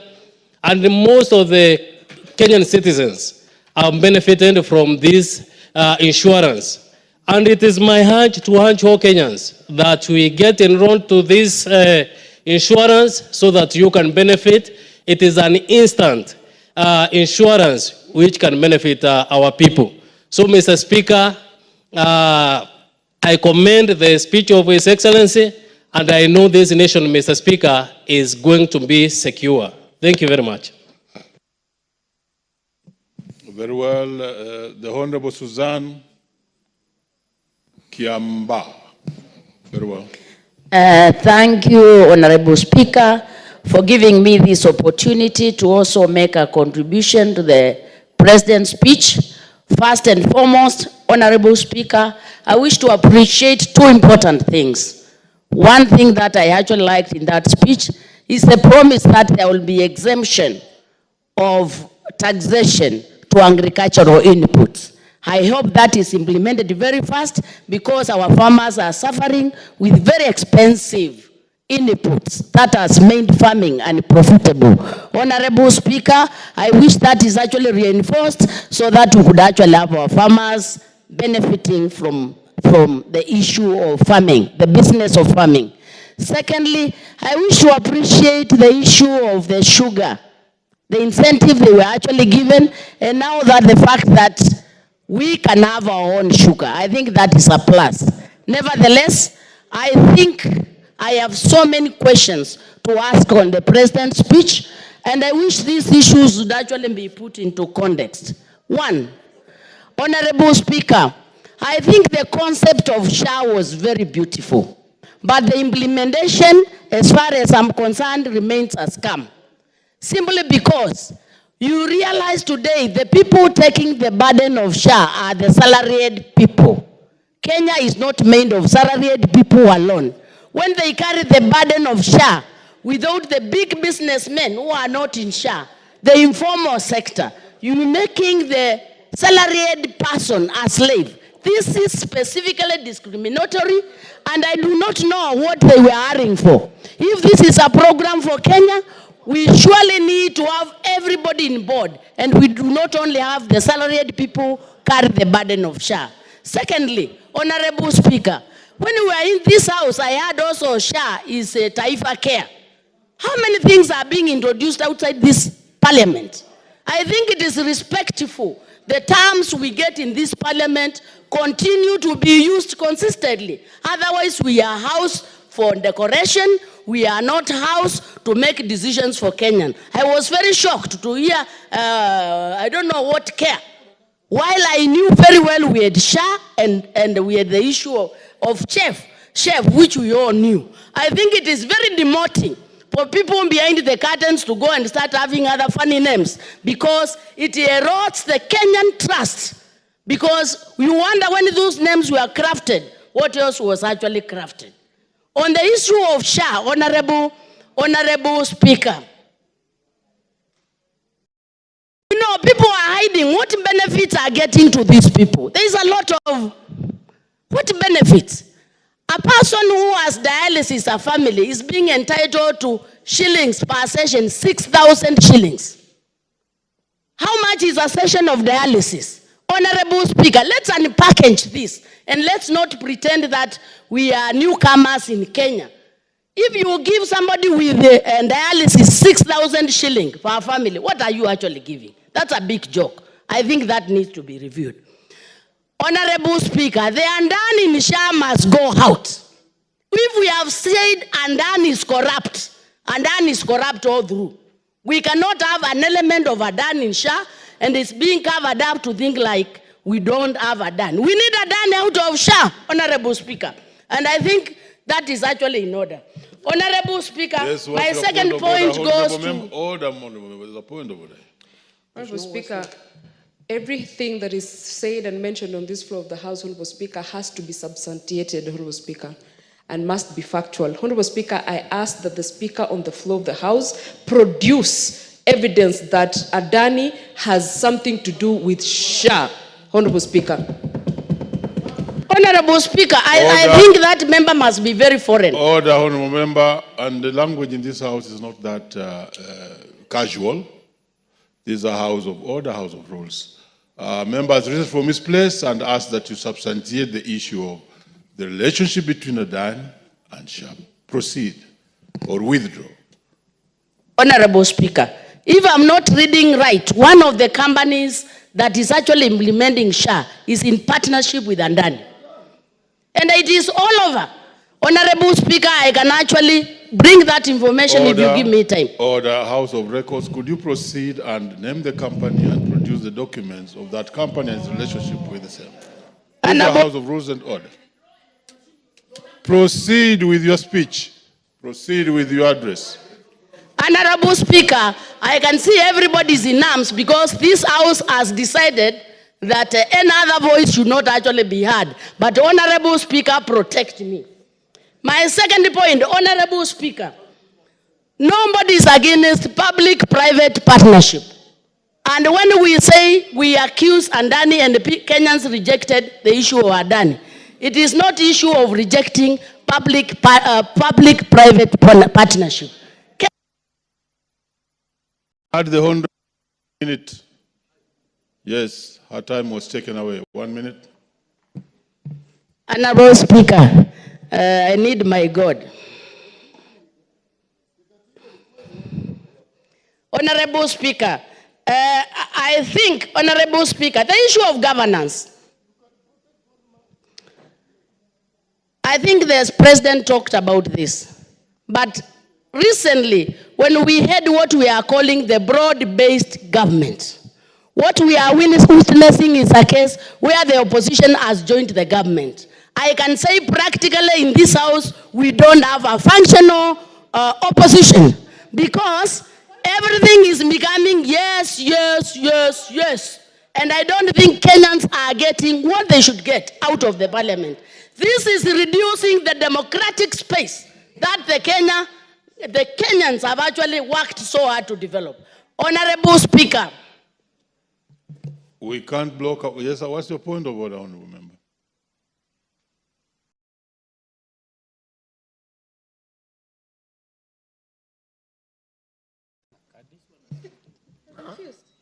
Please give, yes, the microphone is there for you. Thank you.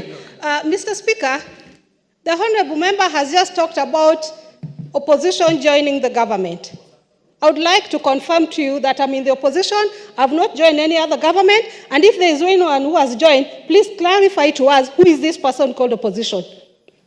As a member of ODM party, I'm in the opposition and there to stay until you are elected. Your point of order has been made. Please, the Speaker on the floor, conclude.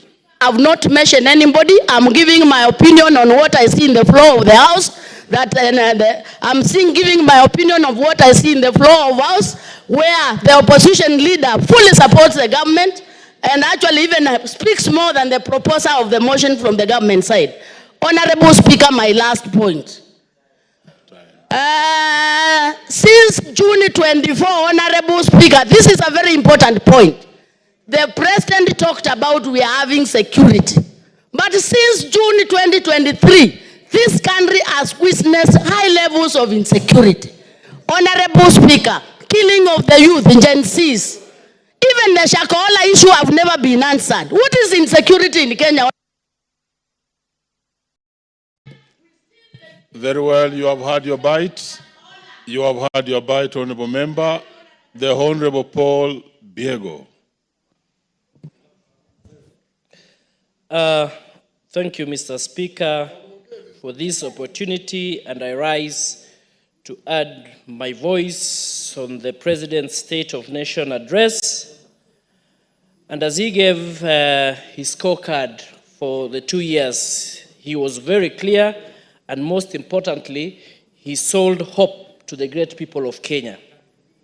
What struck me most, Mr. Speaker, is when he pointed out and demonstrated how KWS has increased their revenue from 5.3 billion to 7.6 billion by strengthening and tightening their procurement processes, which cut on wastages by digitalizing their systems.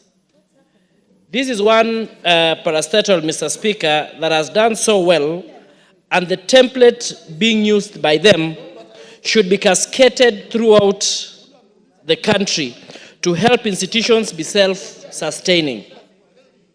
Mr. Speaker, he also mentioned so many gains, amongst them the shilling stabilization, which appreciated from Kenyan shillings 162 to the dollar, which is today at 129, reflecting a positive turnaround and upward trajectory to the economy. Mr. Speaker, issues to do with the economy is key, and he also mentioned the fact that inflation rate has come down. And I think I'm very happy about that, because the inflation from 9.6 to 2.7 is very impressive. Mr. Speaker, he also mentioned about the employment of 56,000 JSS teachers. We take note that in a record 2 years, no other government has been able to employ 56,000 on permanent and pensionable status. And alongside that, Mr. Speaker, I've taken note of the building of the JSS classrooms, over 11,000 classes across the country.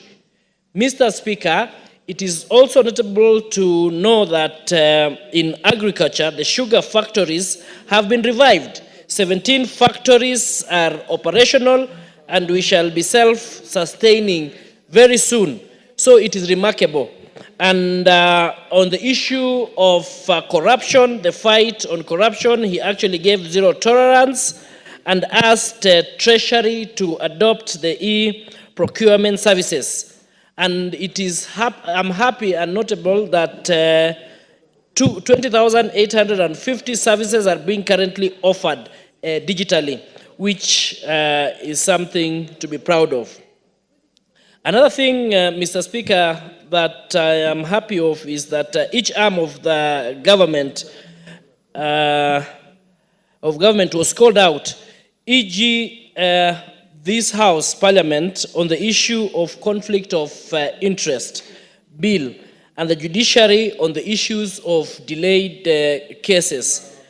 I'll also take note about the SHA, SHIV, and the Taifa Care Health Care Services, and I call upon Kenyans that it is a new product which I see and believe that it is going to be very good. Let's give it some time. And as many members have said, and as he also said, is that it is very important for us to tell our people to register themselves so that they can enjoy using these services. Notably, also, Mr. Speaker, is the trips that the President and his entourage makes to overseas that I think has bore a lot of fruits. The bilateral agreements and MOUs has shown that the labor force we are now exporting will help and assist in the growth of the GDP. Lastly, I'm happy that the policies that have been put in place has helped bring down living standards, e.g. the price commodities like unga and other stuffs like fuel, petrol products have come down, and I'm happy that this country is now on a positive trajectory. Thank you. The Honorable Dick Maungu.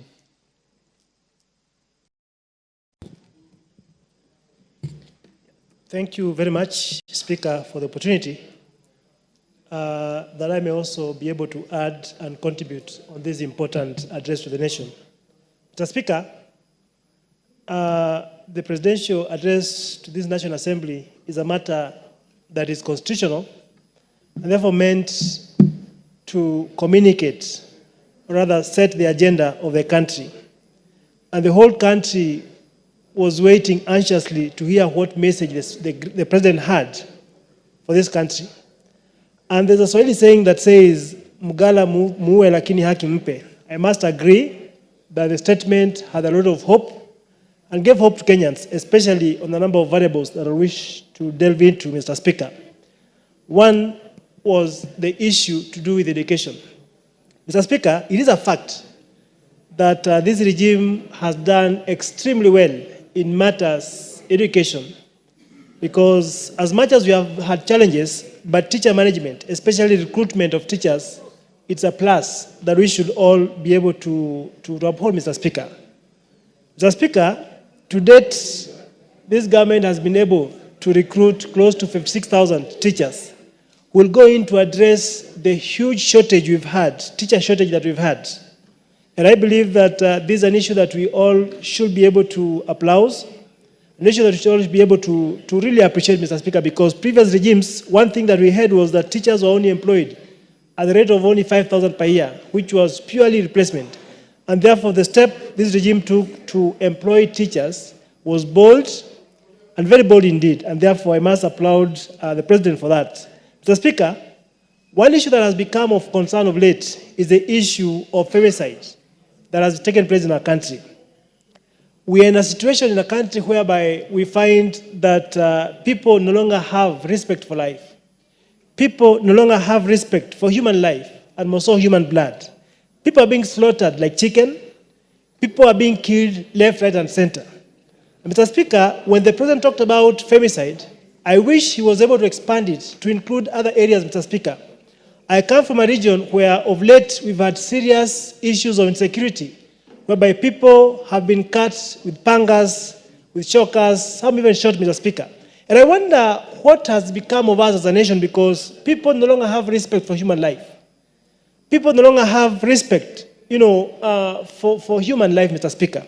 And therefore, as we talked about femicide and the insecurity we have, how I wish that it could have involved other insecurity that we face as a country, and maybe direct the necessary agencies, the Ministry of Interior, to really move deeper and see what is the root cause for all these insecurities we have, Mr. Speaker. For example, Mr. Speaker, in the last 2 weeks or so in my area of Luanda, we've had serious murders taking place, and this has all to do with insecurity, Mr. Speaker. And therefore, I must applaud that, but call for more action on the issue of security, Mr. Speaker. Mr. Speaker, there is the matter of Adani and our airport. It's a fact that the Kenyan airport and JKA that we are so proud about is not an airport of great significance as compared to others whenever we visit out. And it is true that Kenyans are yearning for a new airport. It is true that Kenyans will wish to have a state-of-the-art airport that is commensurate, or rather pairs well with other international airports. But the matter at hand was the person who was supposed to do the PPI, the Adani deal, Mr. Speaker. And this is where Kenyans had an issue. I particularly had an issue with Adani because of issues that we've read before, what we have gathered before, and what has been said about Adani. And therefore, I must applaud the president who came out strongly and actually agreed with Kenyans that Adani should actually, the tender or the PPP should actually be cancelled.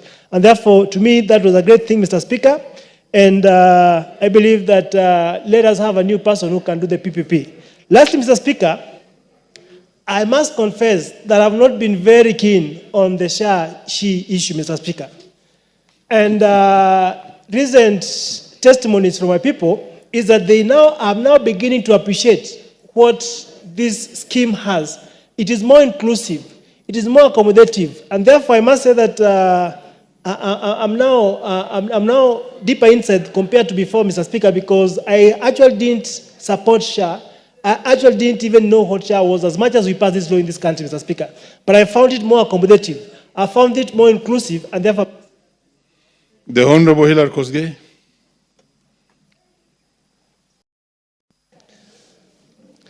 Thank you, Mr. Speaker, for giving me this opportunity to record my thanks to the President's speech on the state of the nation. Mr. Speaker, it is important to know where we came from as a country, Mr. Speaker.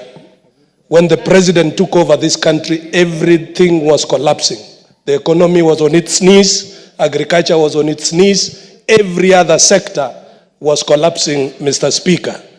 And what the President did was first of all to revive the economy, so much so that, as according to his speech, Mr. Speaker, and which is a fact, even the dollar reserves have risen from $2.4 billion to $9.4 billion. The inflation has come down from 8.7 to 2.7, Mr. Speaker.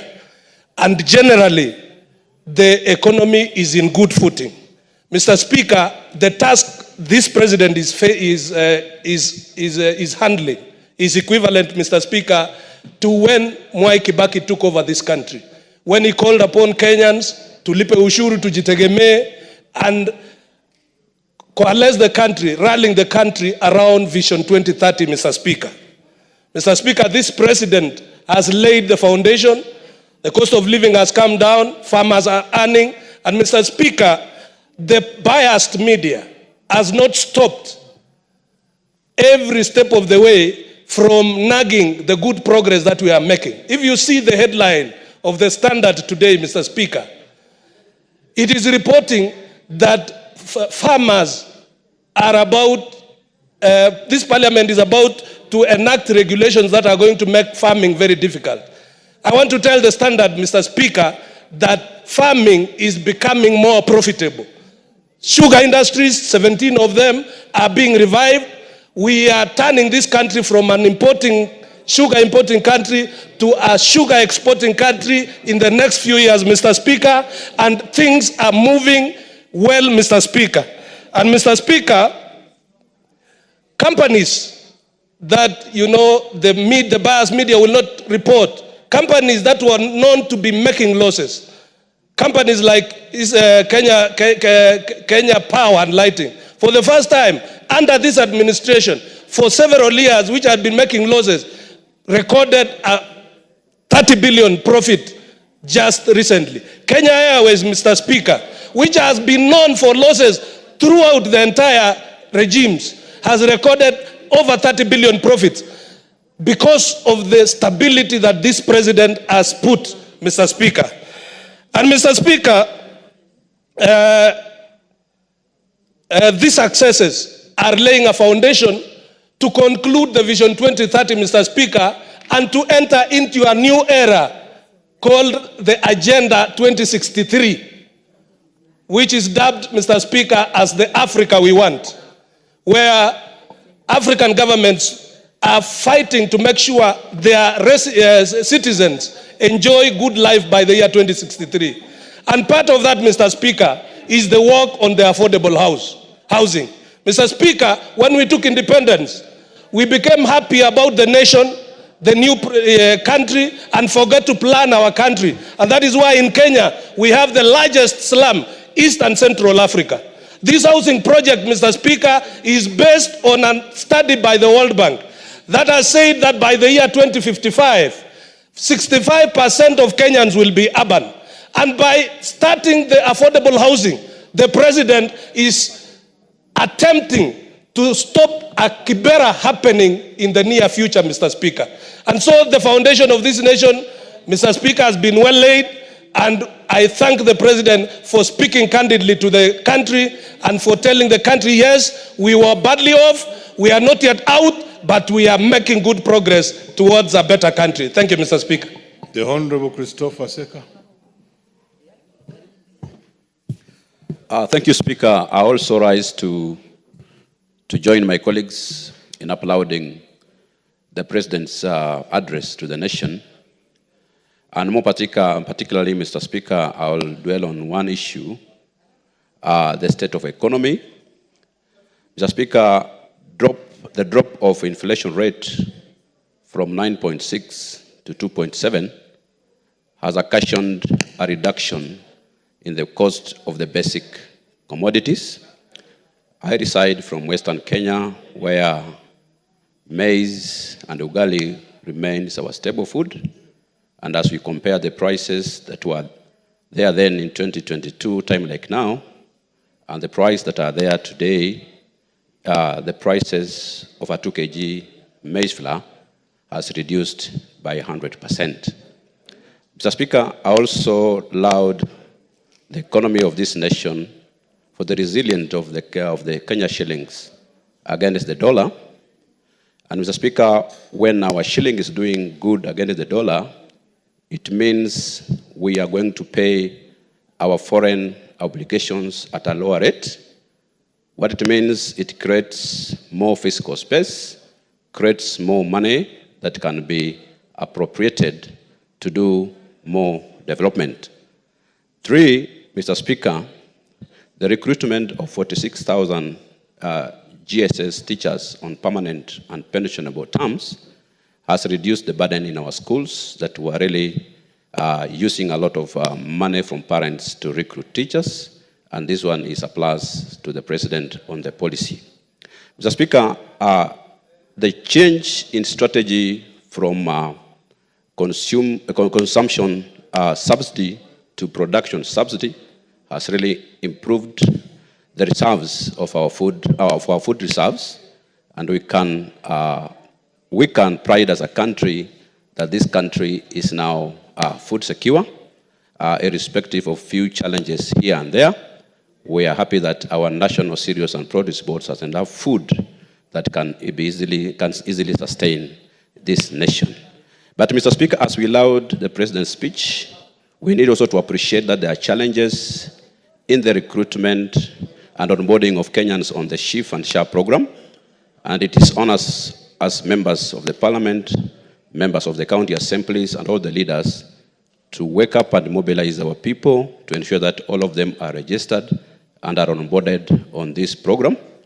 But as we do this, Mr. Speaker, there's a challenge that is coming up that in our level 2 and level 3 hospitals, as we onboard these people on this program, the infrastructure in our level 2s and our level 3s hospital cannot match the demand that is coming from the public.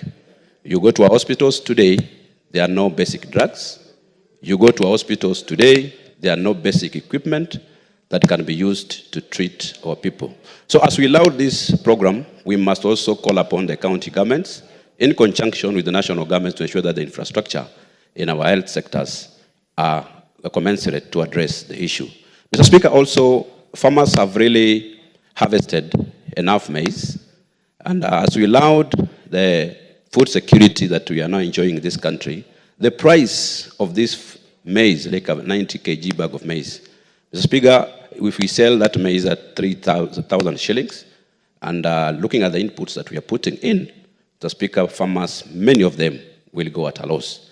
I call upon the ministry to look at better ways of creating market linkages for this produce so that it can fetch a better price for our farmers who are really doing a good job in this farm. Mr. Speaker, our colleagues and our member of parliament who was here claiming about the opposition and everything, we are here to say that broad-based government is the best way or the best thing that happened to this country. And you can even see from the speech of the president, after the broad-based, the speech is acceptable internationally, and I can confirm. Thank you, Speaker. The Honorable Kibet Komingoi of Bureti. Thank you, Mr. Speaker. First, I want to appreciate the President in his speech for having captured very well the mood of the nation and also asking questions.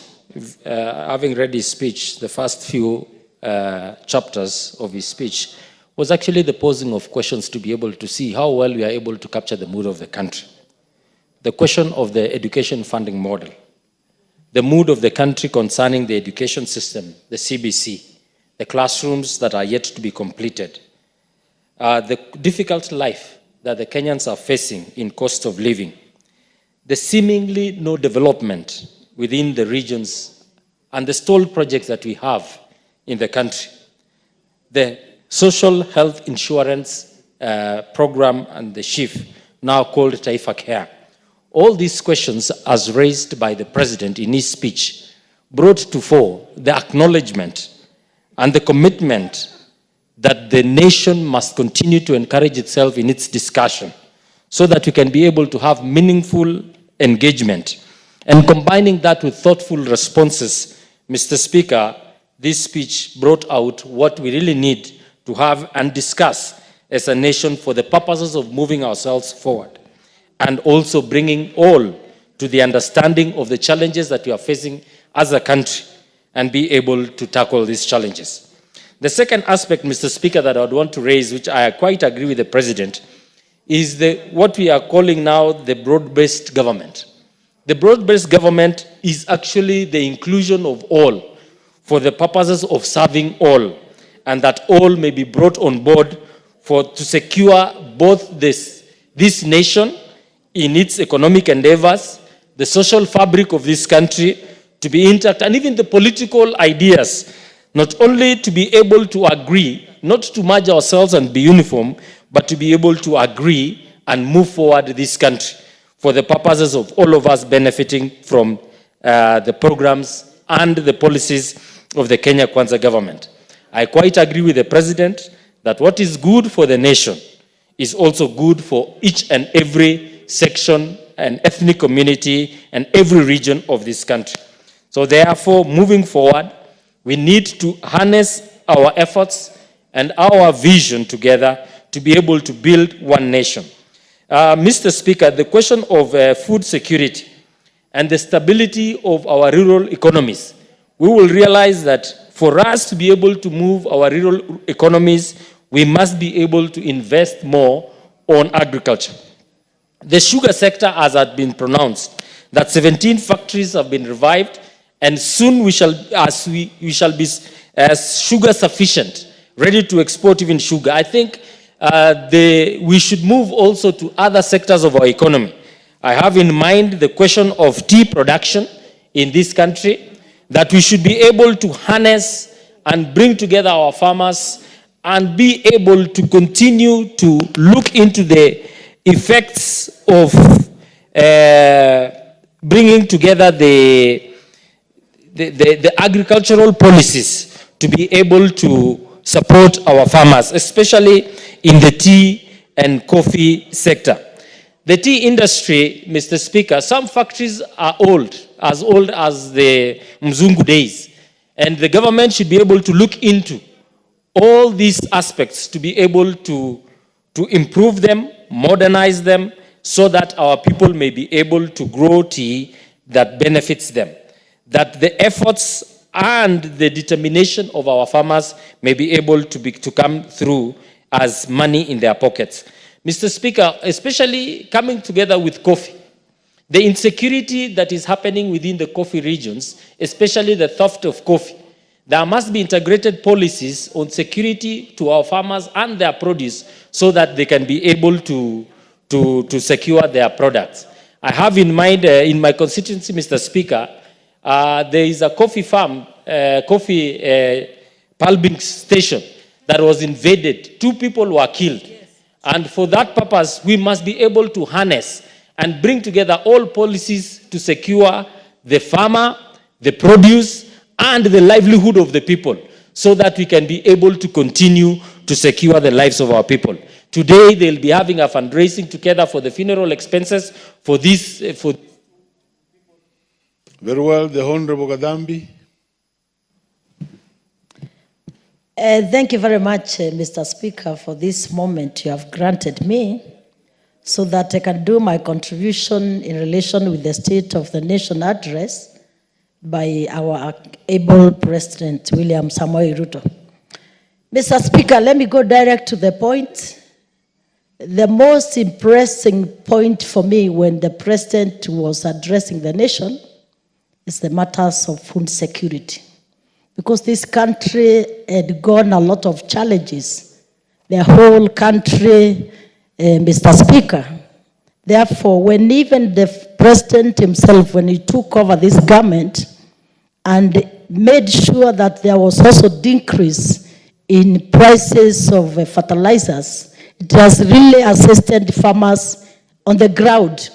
Therefore, most of the farmers have confessed for having high production of food in their farms. We are now expecting even the Minister of Agriculture to assist the farmers so that we can get even good pricing for the food and the produce from their farms. Another main point which His Excellency raised in this Parliament, it was the matters to address the job, which is a big thorny issue in relation with the youths in this country. And Mr. Speaker, I found it very encouraging when His Excellency has gone beyond this nation, made a lot of partnerships with different countries, and therefore we have found so many jobs even outside the country. It has also motivated our single constituencies, members of parliament, because in our respective constituencies, we have had a lot of short courses. We have TVET, where we have really grown a lot of skilled youths. Therefore, we really appreciate the issues of overseas jobs, which His Excellency has led in different countries, and we are now seeing the fruit, because even yesterday, Mr. Speaker, the CS for Labor, Dr. Mutua, was in Nakuru County, and I think majority of people to benefit might be coming from my constituency in Joro, because I had trained so many youths through short courses.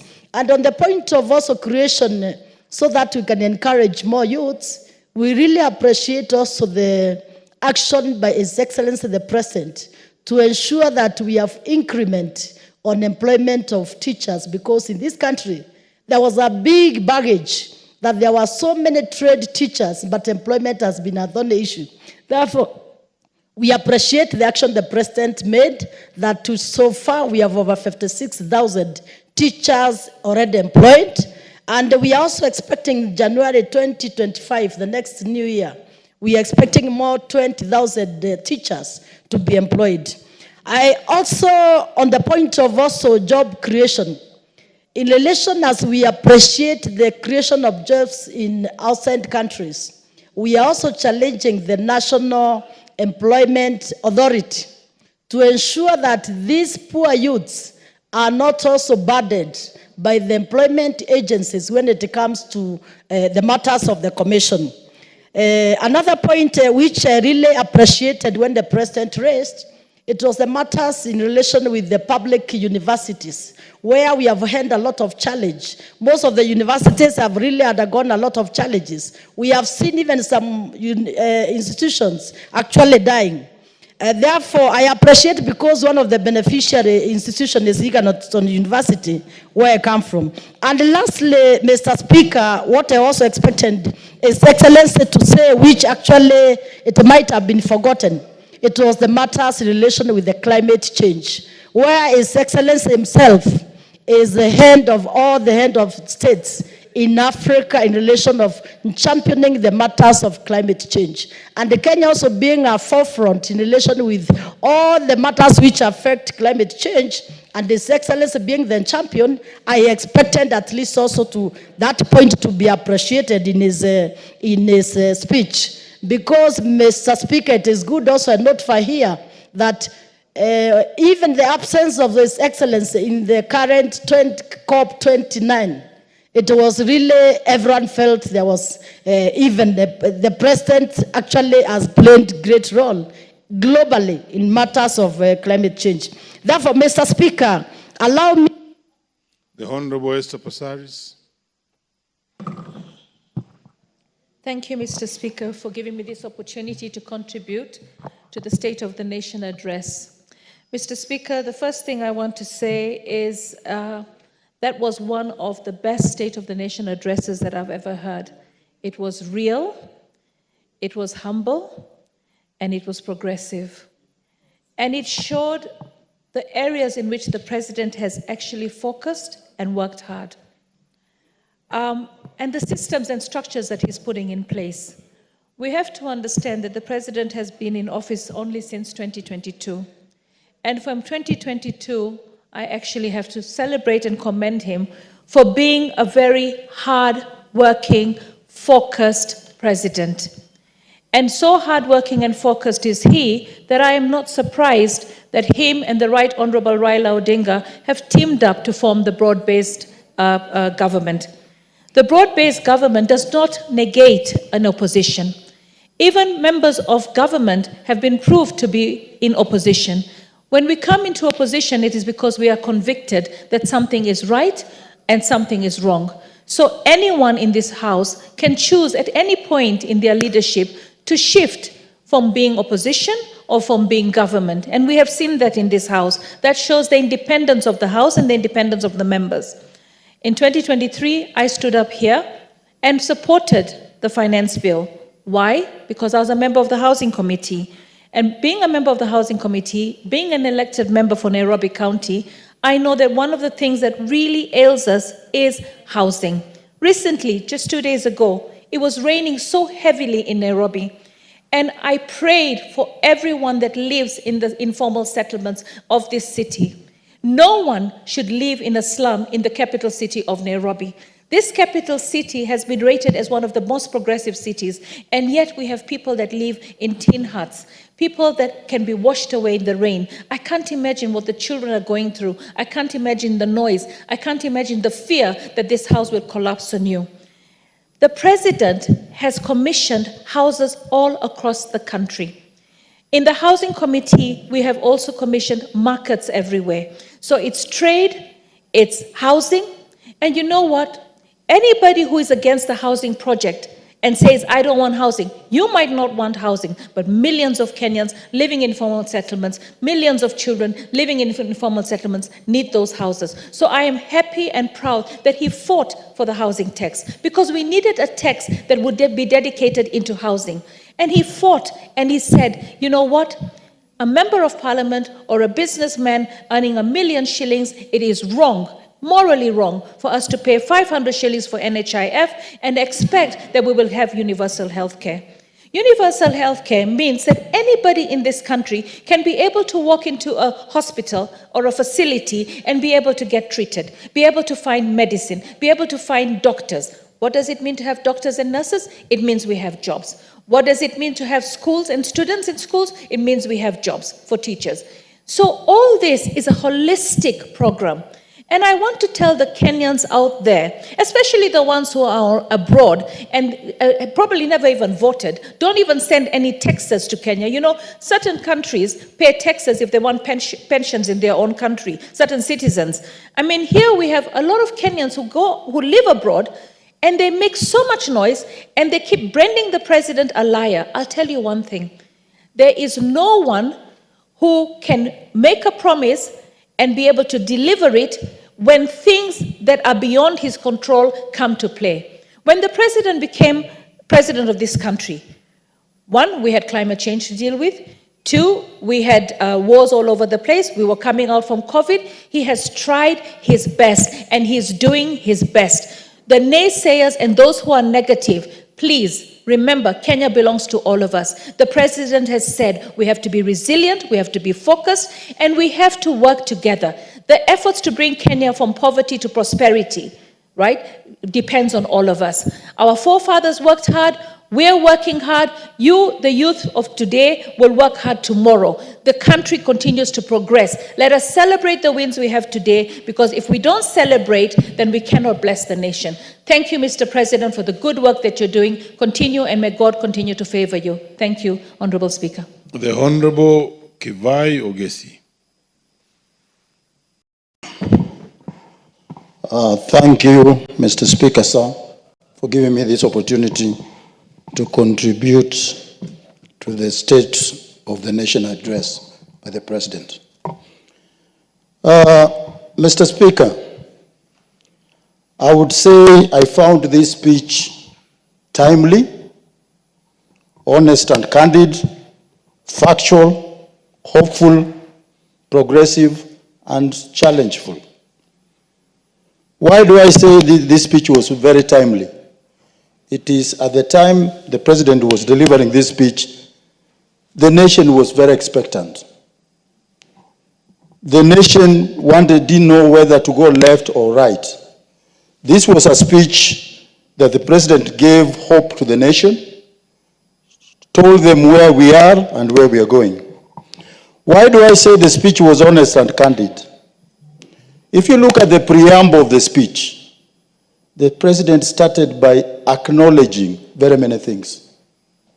He acknowledged the fact that people out there are suffering. He acknowledged the fact that people are losing hope. And he himself said that he knows that, he understands that, and he's striving to do something about it. Why do I say that this speech was factual? All across the entire spectrum of the speech, the President was speaking on a topical matter and giving facts. For example, in the area of agriculture, the President was able to give facts on almost all aspects. The issue of fertilizer supply and subsidizing agriculture, we all know, we all have seen. Mr. Speaker, sir, I'll give you a very good example where I come from in my village. My neighbor who hardly harvests a bag of maize every time the harvesting cycle comes around, was able to come to me and tell me that she harvested close to 15 bags from one bag. And I asked her why. And she said, because of the fertilizer, this time round, she was able to apply fertilizer both at the planting season and the top dressing season. In that same meeting, there was another gentleman who was seated next to me. And he said, oh, the government supplied us with stones and rocks. That's a typical example of somebody who sees a glass. One sees the glass half full, another one sees it half empty. But overall, we have been able to traverse this country, and we've seen that people, the farmers have really had a good harvest. And that is also reflected in the figures that he gave on the number of bags in our stores. Obviously, all these successes come with challenges. The challenge here is we should try and avoid all post-harvesting losses.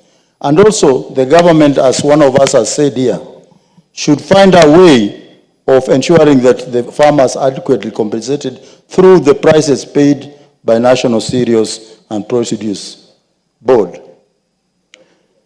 On the economy, again, facts are out there. If you look at the rate of exchange, some of us who have studied economics keep on wondering why the Kenya shilling is resilient. But it's not out of nowhere. It's out of these macro and microeconomic policies that are being pursued by this government.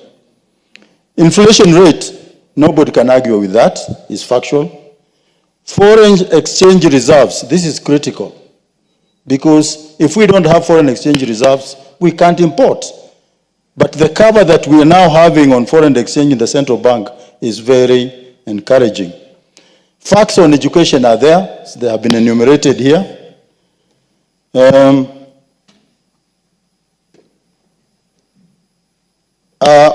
the health sector, a lot has been said about SHA, SHIV. I think the ideas are very good. The plan is good. I think what we are seeing at the moment is just implementation challenges, which, if we are focused, and I challenge the minister and all stakeholders. Very well, the Honorable Daniel Kirito is in the House. Proceed. Thank you, Mr. Speaker, for giving me this opportunity also to earn my voice to the State of the Nation address by His Excellency the President. Mr. Speaker, I wish first to recommend and support the President of this. He came out strongly and articulated the issues affecting this country openly and faced the challenges head-on and emulating on how we will tackle the challenges that are facing this country. Mr. Speaker, we the leaders and being politicians, we would also encourage that we avoid politicking matters development. Mr. Speaker, there is no country that can develop unless it grows economically and strengthens its economic basis. And this is the line where the President has worked very well, especially on food programs. A country that cannot sustain its own food stability cannot develop. And that's why we support where the President is saying we have to subside on production, and it has really succeeded. Because for the first time, we have enough food for our people, and even we have enough surplus, even for export. It means our economy base is going to be stronger, and we have realized it whereby even the dollar, the shilling is able to appreciate the dollar from 169 to 129. Mr. Speaker, when it comes to the dairy sector, the President said that we have 3 billion to KICC. And I challenge the KICC to make sure that these funds are used well and to remember even our factories. For example, the Kangeta dairy factory, which is only lacking sealing machines, so that the farmers from all those areas, even from my own area of Wigembe Central, can benefit from these funds. They can sell the milk directly to the factory instead of being handled by the brokers. Mr. Speaker, a country that is not healthy is not a wealthy country. And this introduction of SHA and SHIF and Taifa Care to replace the ailing NHIF is a positive move to make sure that this country grows health-wise. And I also challenge the ones involved in implementing these policies to do them to the letter And I'm happy that the government has taken a step to make sure that we bring it to the grassroots and educate our people on the importance of registering in these schemes of SHA and CHIF so that they can benefit. Mr. Speaker, we have very many challenges, especially on raising funds for assisting our people to go to the hospitals to undergo these treatments. And if we have an agency that will be taking care of these bills, it's a welcome move, and we should all support it and educate our people and encourage them to register en masse so that they can benefit from this scheme. Mr. Speaker, affordable housing. This country, the arable land is very little. And if we build houses all over the country, it will end up using all the arable land on houses.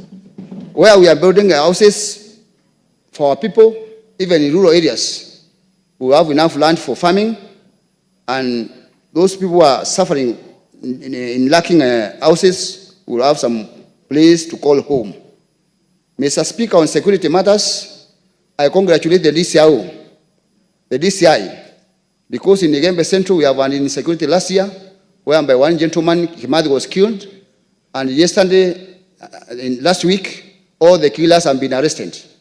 And I brought the case here in this parliament, and the statement was given.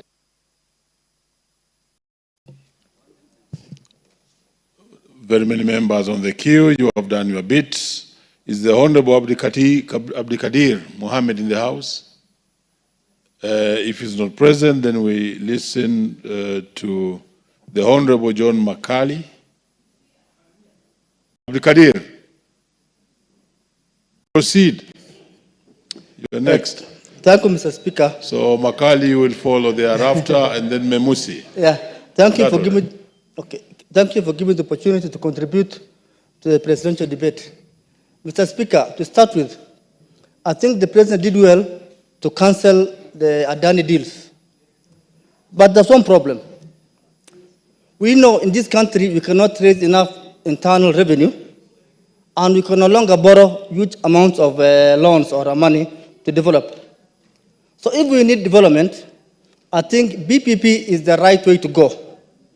Although Kenyans always are against either direct procurement or the privately, the privately initiated proposals. That's the problem. They always think that whenever something is privately initiated, that somebody somewhere is pushing for it so that it can gain. So PPP is the right way to go. If you cannot borrow any more loan, or if we cannot raise our internal revenue, there's no other way that we can develop. On the issue of SHA that the president spoke about, the problem with SHA is that the transition has been hurriedly done, such that even the staff working, former staff of NHIF, are still working with SHA, but they have already been laid off. The problem with the act is that I have never seen an organization on transition whose staff has been laid off, and then the same staff are told to work for SHA again. For the same organization again. The staff are not motivated because they have not been laid off. Right now they are under Public Service Commission. They are no longer working for SHA. They are not working they are not working for NHIF, and they are not working for SHA. And the same staff are used. They're being used even to register members. So how are they going to be motivated when they're being told they're laid off, they're no longer staff, and then they're working for some organization?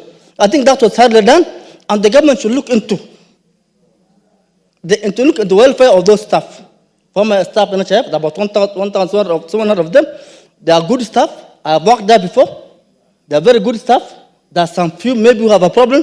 Let them deal with those few with the problem, and then the other staff, they are transitioned without any condition to the new SHA. Because if they don't do that, and they love all the staff, and no longer working for SHA, then where are we going? What are we doing? We are doing nothing. Therefore, Mr. Speaker, the issue of SHA, it has a good intention, but the transition has been mishandled. Such a way that right now they don't have any staff, and they are trying to use the staff that they laid off. Thank you, Mr. Speaker, for giving the opportunity. I do support the presidential address. Very well, Makali. Thank you, Honorable Speaker, for the opportunity to also contribute on the President's speech, being the third since this regime came into office. Mr. Speaker, I must say that the President, in coming to this House to deliver the State of the Nation address, answered one of our key principles of national unity, and that is constitutionalism. By coming to this House to give the State of the Nation address, the President gave a testament himself that he believes in the rule of law and democracy and constitutionalism, which are the national values espoused in our Article 10 of our Constitution. Mr. Speaker, at independence, our forefathers committed themselves that we needed to fight poverty, ignorance, and disease. 61 years thereafter, Honorable Speaker, we are still fighting those vices. And in my contribution to this speech, Honorable Speaker, I wish to analyze the President's speech in the light of those three vices, which we committed ourselves at independence to fight. The President in his speech is very candid that we must ask ourselves very, very critical questions. And one of the critical quotes which he has put in his speech is that, are we really listening to Kenyans? And he has said critically that listening is a full-time occupation for us who have been given positions of leadership by the people of Kenya. And he's asking ourselves, when we go back to our people, what will they say about us? Do they have money in their pockets? Do they have the education that we promised? Are we really a society that is living to the expectations and the promises which we made to our people? Poverty is still with us.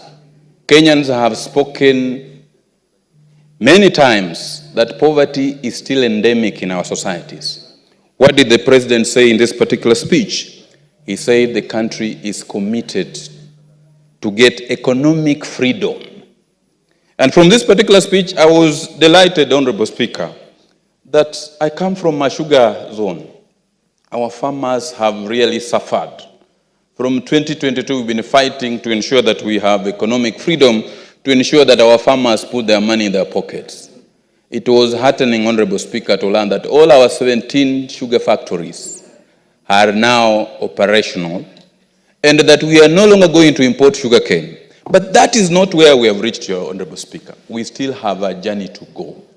We want to ask that all and sundry who are out there, specifically from our sugarcane growing zone, in support of our economy, we support the sugar reforms that have been put there so that our farmers can be able to get value for their sugarcane and ensure that the sugar industry thrives for the benefit of our people, because then we will be fighting poverty, which is an enemy we committed ourselves to fight in 1963. The second issue is disease. Honorable Speaker, I have had occasion to look at all the manifestos that were lodged by the political parties when we were convincing people to vote for us to form government in 2022. Each of them was committing themselves to universal health care. Honorable Speaker, this House has passed 4 critical bills that will bring into play the universal health care. We have challenges with SHA chief. People are making comments. People are complaining. But we are saying that we are on the right path. What we will want to ask of our people, as the President has implored, is patience. All these teething problems that are with us in terms of transition should be sorted. And we want to ask our technocrats and our ministries, please don't let the President and the people of Kenya down. Please let us strengthen this social health insurance scheme so that our people can get health care. Because every day we are receiving calls about people who want to receive medical care and they can't afford it. Then education. We are fighting ignorance. We have made various strides in the education sector in fighting ignorance, by employing teachers. What I will want to ask, the scheme that was there for higher education funding, we want to ask our technocrats in the Ministry of Education, please can we revisit this funding model so that we can be able to work it so that it's of benefit to Kenyans who are supposed to benefit from it, so that we don't have Kenyans complaining about it every day, so that we can be able to streamline it. But ultimately we ask Kenyans that we are one nation. We need to support the leadership. No. Many members are queuing. You have done your bit, the Honorable Memusi. Thank you, Honorable Speaker, for giving me this opportunity to also add my voice in support of the President's speech. And let me start by saying that the speech, Honorable Speaker, was inspirational. A speech motivated and gave hope to most Kenyans. Honorable Speaker, the speech showed that the President is in touch with the people and the issues that affect them.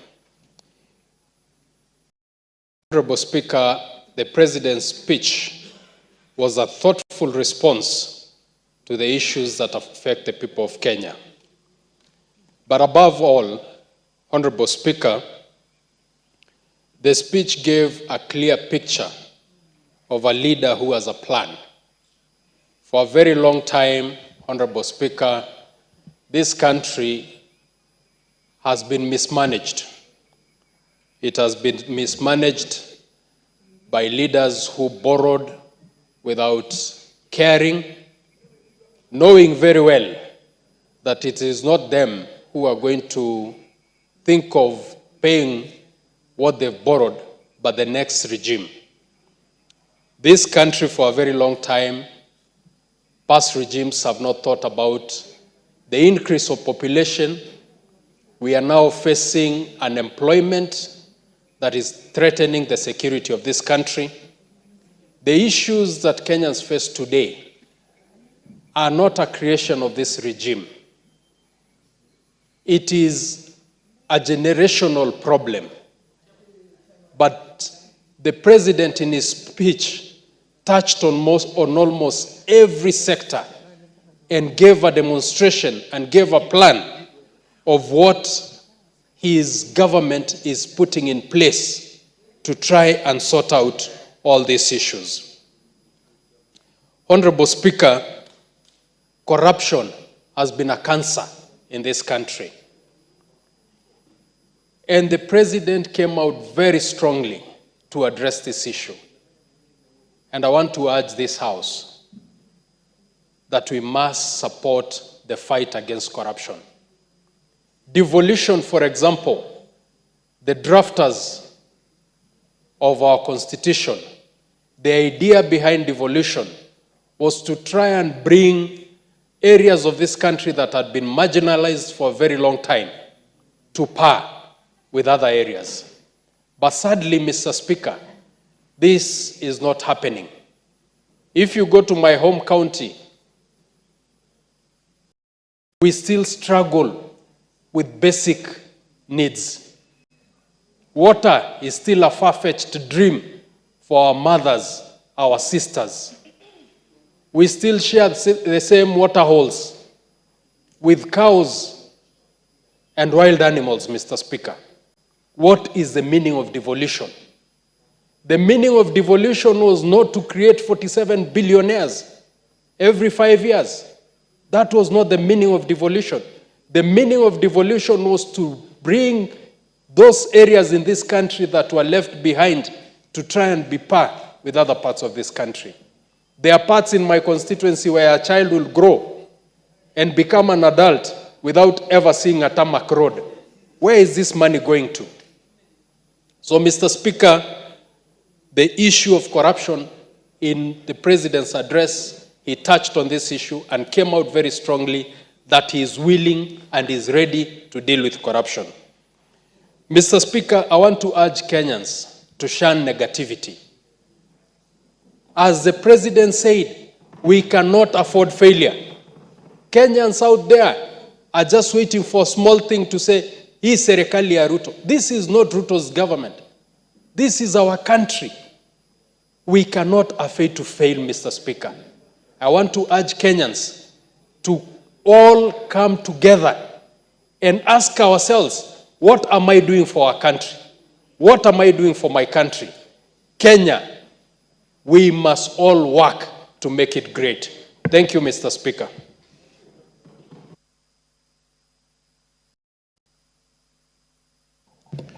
Thank you, Mr. Speaker, for the opportunity to contribute on the presidential address, which was delivered in this House, Mr. Speaker. First and foremost is to thank His Excellency the President on the speech which touched on Kenyans. I would say it is a masterstroke of the issues touching on the lives of Kenyans. Mr. Speaker, the President admitted and gave his concern on the issues raised by Kenyans. And I would say that he has listened to Kenyans. But we want to ask also those Kenyans who have made so much noise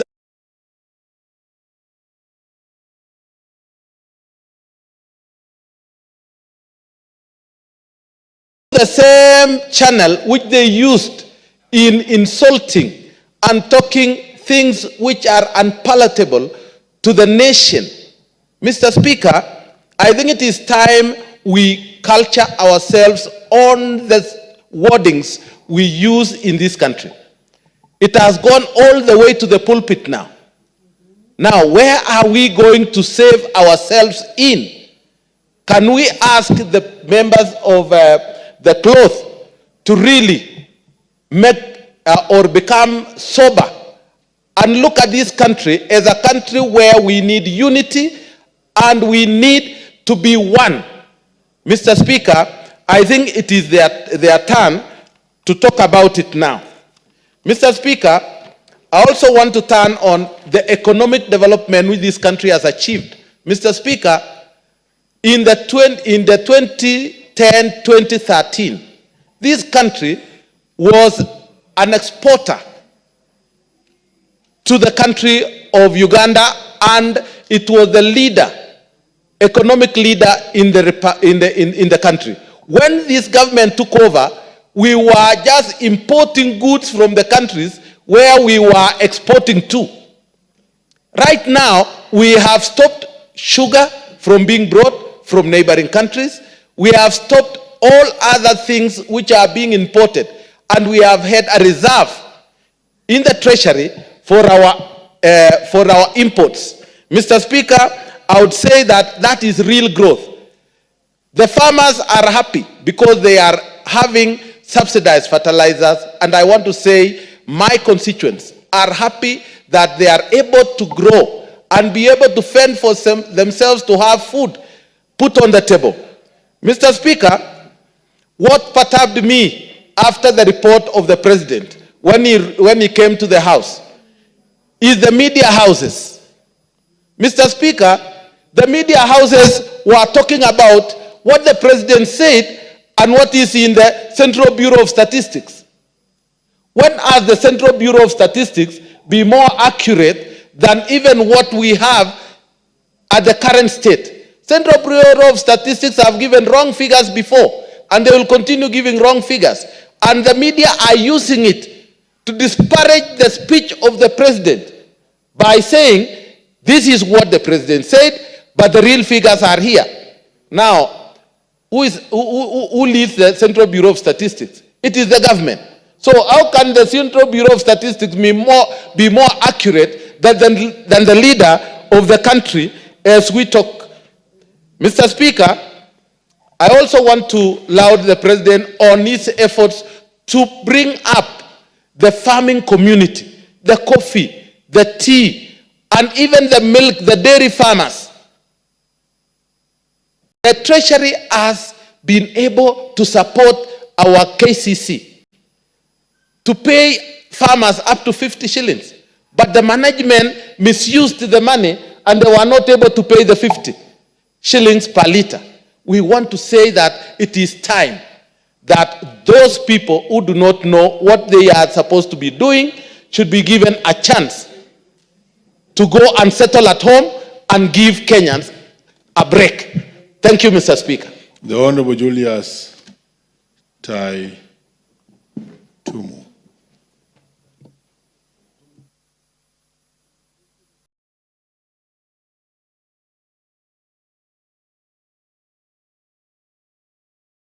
This country for the candid. Is the honorable member on the mic? Please just update his microphone. Thank you, Mr. Speaker, for this opportunity. Let me also join the rest in congratulating the President for the candid statement on the address of this nation on Thursday last week. The President went through a raft of issues that have been handled by his government, both in challenges and the numerous successes that this government has addressed. Mr. Speaker, let me single out the education sector. When this government came into existence, this country was in dire need of teachers, particularly in the junior secondary school sector. There is no any other government that has been able to address such a challenge within 2 years. Mr. Speaker, in 2023, this government employed a whopping 56,000 new teachers, 10,000 as permanent and pensionable, and 46,000 on the contract. This year, the teachers who are on contract, 46,000 of them, will be transitioning to P&P come January next year.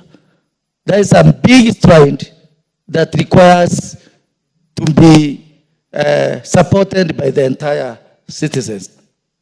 This year, we are aware another 20,000 teachers are in the process of being recruited as interns, whom we are urging the government, maybe by next year, July, after the budget, they should also transition to permanent and pensionable teachers.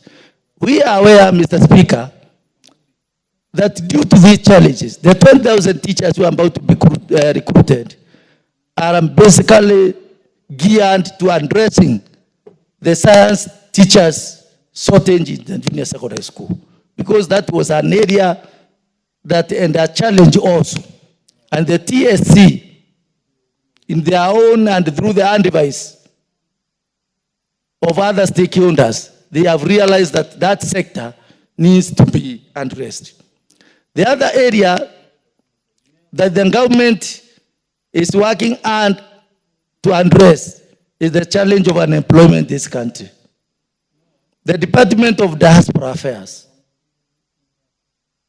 is doing a lot of publicity to make sure that the artisans, the lower levels of unemployed youth can get access to international areas of employment. It's also something that is commendable. Mr. Speaker, this government has revolutionized the agricultural sector by making sure that instead of subsidizing consumables, it is worthy to subsidize the production. And by so doing, we are almost food secure in all sectors.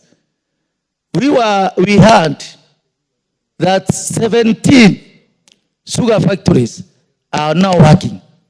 And this country now is sugar secure, and we are also about to do the export of sugar. Thank you, Mr. Speaker. Though, if possible, through your indulgence, I can get a minute or so to finish my sentence. The health sector, Mr. Speaker, although it has a big challenge, I am sure that the crises that are there will be ironed. Mr. Speaker, you remember when Michuki was in the transport industry, people used to cling on the doors of the vehicles. He faced the challenge end on, and with the time, today, that sector is working. There are no people who clings on the doors of the vehicles.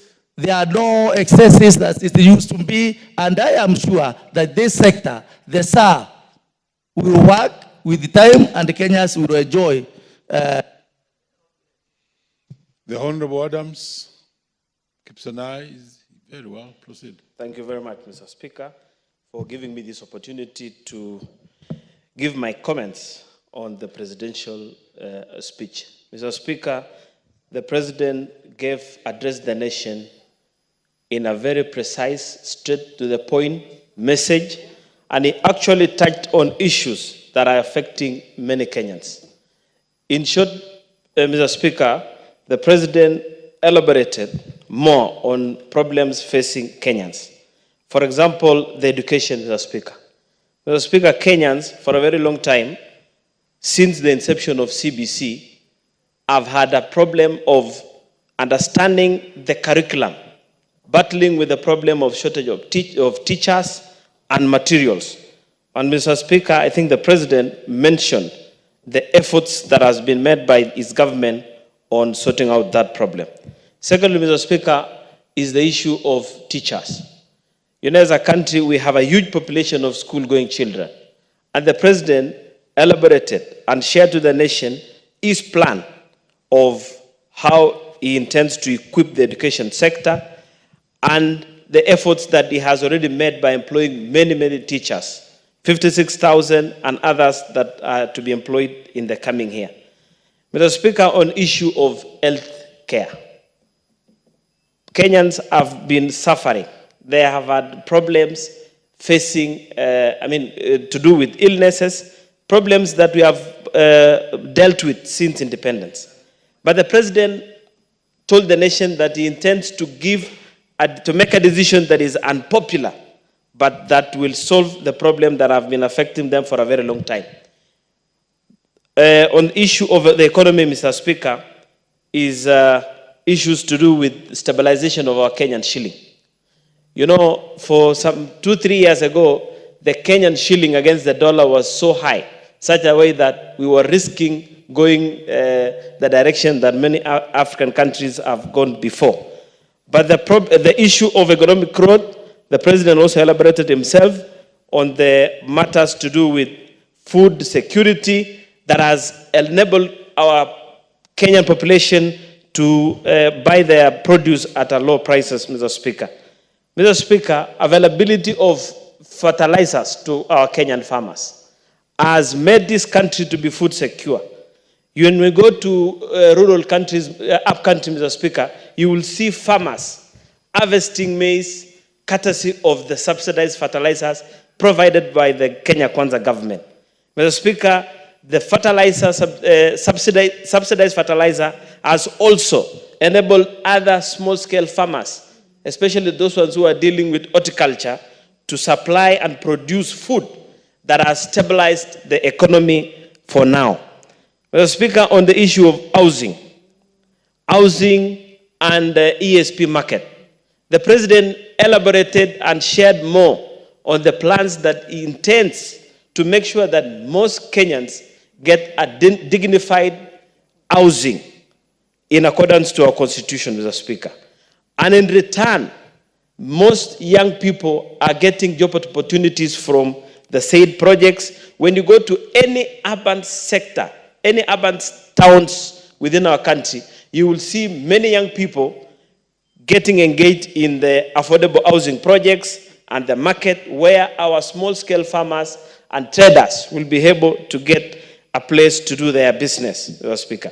Mr. Speaker, the importation of allowing local manufacturers to thrive has enabled to stabilize and give an opportunity to our local manufacturers, especially those ones at the manufacturing sector, those ones dealing with furniture and so forth, to get access to the market in our country. And lastly, Mr. Speaker, is to tell our country and most Kenyans that we have one great country called Kenya. It is upon each one of us to remain positive and acknowledge the efforts made up by our country. Patience is a virtue, and we must support the president to achieve his bigger agenda. Thank you very much, Mr. Speaker. The Honorable Jen Kagiri.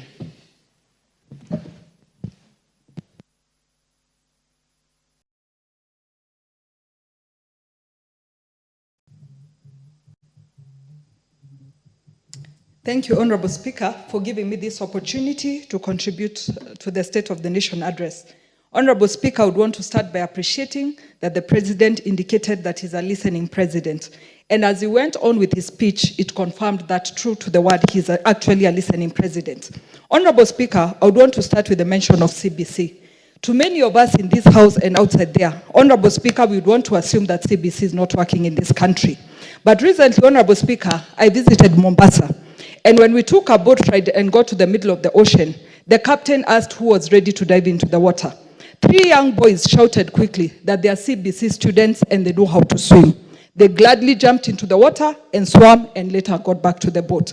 That, Honorable Speaker, should confirm to us that the students benefiting from this curriculum are actually growing and progressing as they should. Honorable Speaker, to us what we need to ensure is that we give them the required facilities as well as ensure teachers are available to guide them through their education. Secondly, Honorable Speaker, I appreciate that the President took time to mention the reality of this country.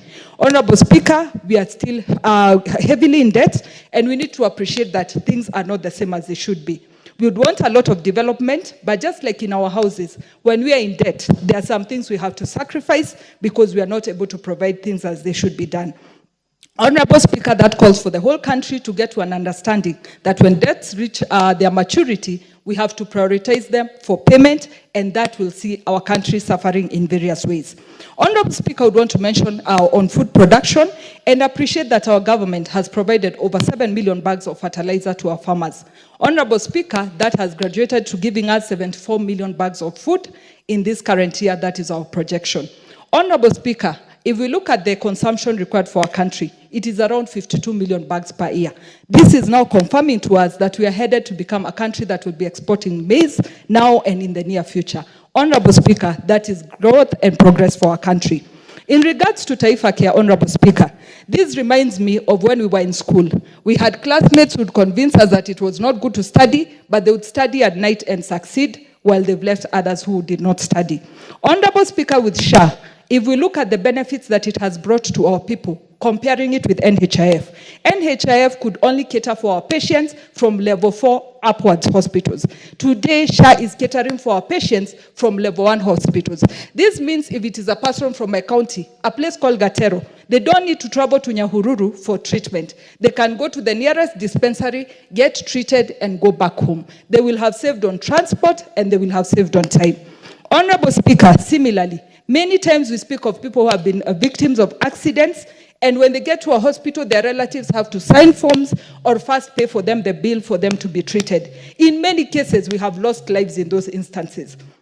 Honorable Speaker, now here SHA has come to ensure that a hospital can treat you and claim from SHA afterwards because they have treated you, giving you a priority that you are Kenyan and you are covered by the universal health coverage. Honorable Speaker, on my third point, we are always called for fundraisings. Fundraisings towards patients of cancer, fundraisings towards patients with terminal illnesses. Here again has come SHA that is going to cover our people on all those areas and ensure that families don't have to lose their properties as they are trying to save their loved ones. And Honorable Speaker, having had the experience of having a patient in ICU with cancer, I tell you, Honorable Speaker, as you're praying for the patient, every evening you have to go look at how fast the bill is growing. For me, I appreciate that our people will never have to worry about that. Honorable Speaker, allow me to mention the issue of affordable housing because I sit in the Housing Committee. This is a program that has created employment for our people. If you visit Kibera on any given day, you will find 4,000 young men and women who walk into a site there for construction. Take a calculation of the year that they'll have worked on that site. These are people who will have money in their pockets and people who will have to progress for their families. Finally, Honorable Speaker, allow me to mention the issue of Adani. Of course, our president is a listening president. Many wondered why we cheered when he said the contract has to be cancelled.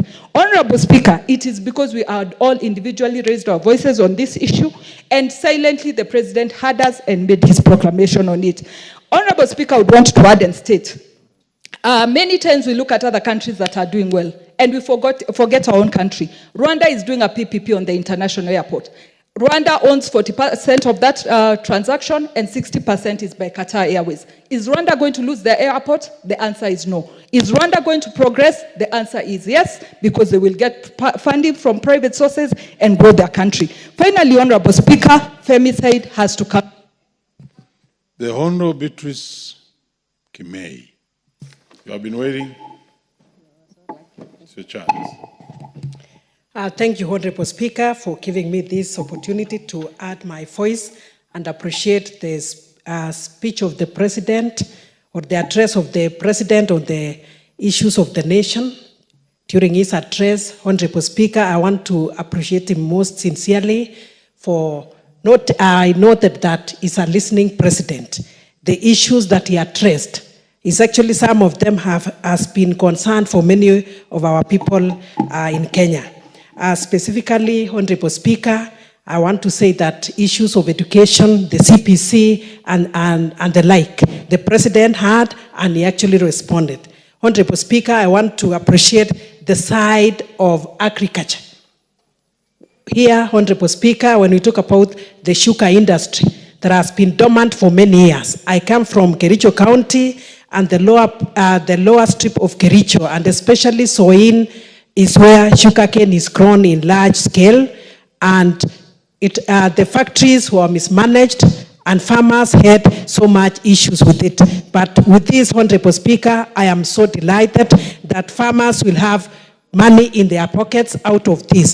The 17 factories that have actually been revived and the 4 that are ongoing. Honorable Speaker, I'm only concerned that some of the employees have not been paid their dues. I'm asking the Ministry of Agriculture to make sure that they pay those employees in the factories. Honorable Speaker, when it comes to the issues of dairy farming, I'm so impressed that farmers will be paid 50 shillings.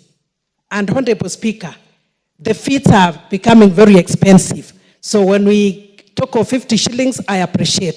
But I want to believe that something more should be done so that we don't import feeds, like now importing from Uganda and the like. So the 50 shillings is okay, but I believe it is progressive. Next time it will be more.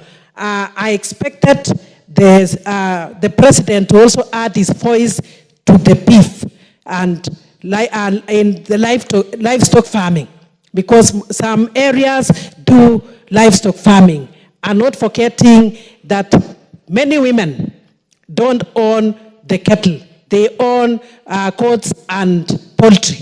So if the President can also add his voice to goats and poultry, it will be safe for us as women, because that is where we can empower our women. That is where, especially the side of market. We have issues with market for poultry and even for goats. That is where women are. Honorable Speaker, with the food security, I'm so impressed that fertilizers have bought fruits. Now that we have plenty of our food and surplus to sell, the National Cereals and Produce Board should actually have more stores to buy more of this maize. And we should also look for market outside this country, so that in this case, we are not going to bring the price down from 3,500 shillings. Farmers expect more from this. At least that is how we can be safe in this country. And that is how farmers can get money in their pockets. However, Honorable Speaker, I would also ask that in the cases where the farmers we have the middlemen who are exploiting the farmers. That is now where the National Cereals and Produce Board comes in. However, we are not only concerned with the maize. We also have other food products that farmers should engage in. Honorable Speaker, I cannot conclude without talking about the sexual and gender-based violence. I appreciate the President in a very special way when he talked of that women are not second-class citizens. So in this period when we are having activism against gender-based violence for 16 days, I want to thank the President, but I pray that we will have the gender office in hospitals, not in the police stations, because that is where and everything should cycle. We have victims and the survivors who may not be able to go to the police stations, and even when they go to the police stations, they are not treated well. But in hospitals, that is now where counseling is done. That is even where everything else that is concerned about the specimens and... The Honorable Kitilai Olentutu. Thank you, Mr. Speaker. Thank you, Mr. Speaker, for giving me this opportunity to also add my voice on the President's State of the Nation address done on Thursday last week in fulfillment of the mandate vested in him under Article 132, Article 1C of the Constitution of Kenya to report to Kenyans on the measures the government have taken and the progress made in realizing our national values and principle of governance, and submit the progress made in fulfilling our international obligation. Mr. Speaker and honorable members, the President addressed thematic areas that really touch the heart of the Kenyan people during his State of the Nation address, and I sincerely want to commend him for making decisive, crucial decisions to better our country, including the cancellation of the contentious Adani deal. This shows our government is listening keenly, remain committed to work hard. As a member for Narok South, I support the President and the government of Kenya for making that bold decision. Honorable Speaker, our President also announced the improvement of our school infrastructure and learning activities, where the employment of 20,000 more junior secondary school teachers in Kenya, absolutely tremendous, remarkable effort to create countless job opportunity for our many young people. Honorable Speaker, we also encourage the government of Kenya to fast track quick construction of more classrooms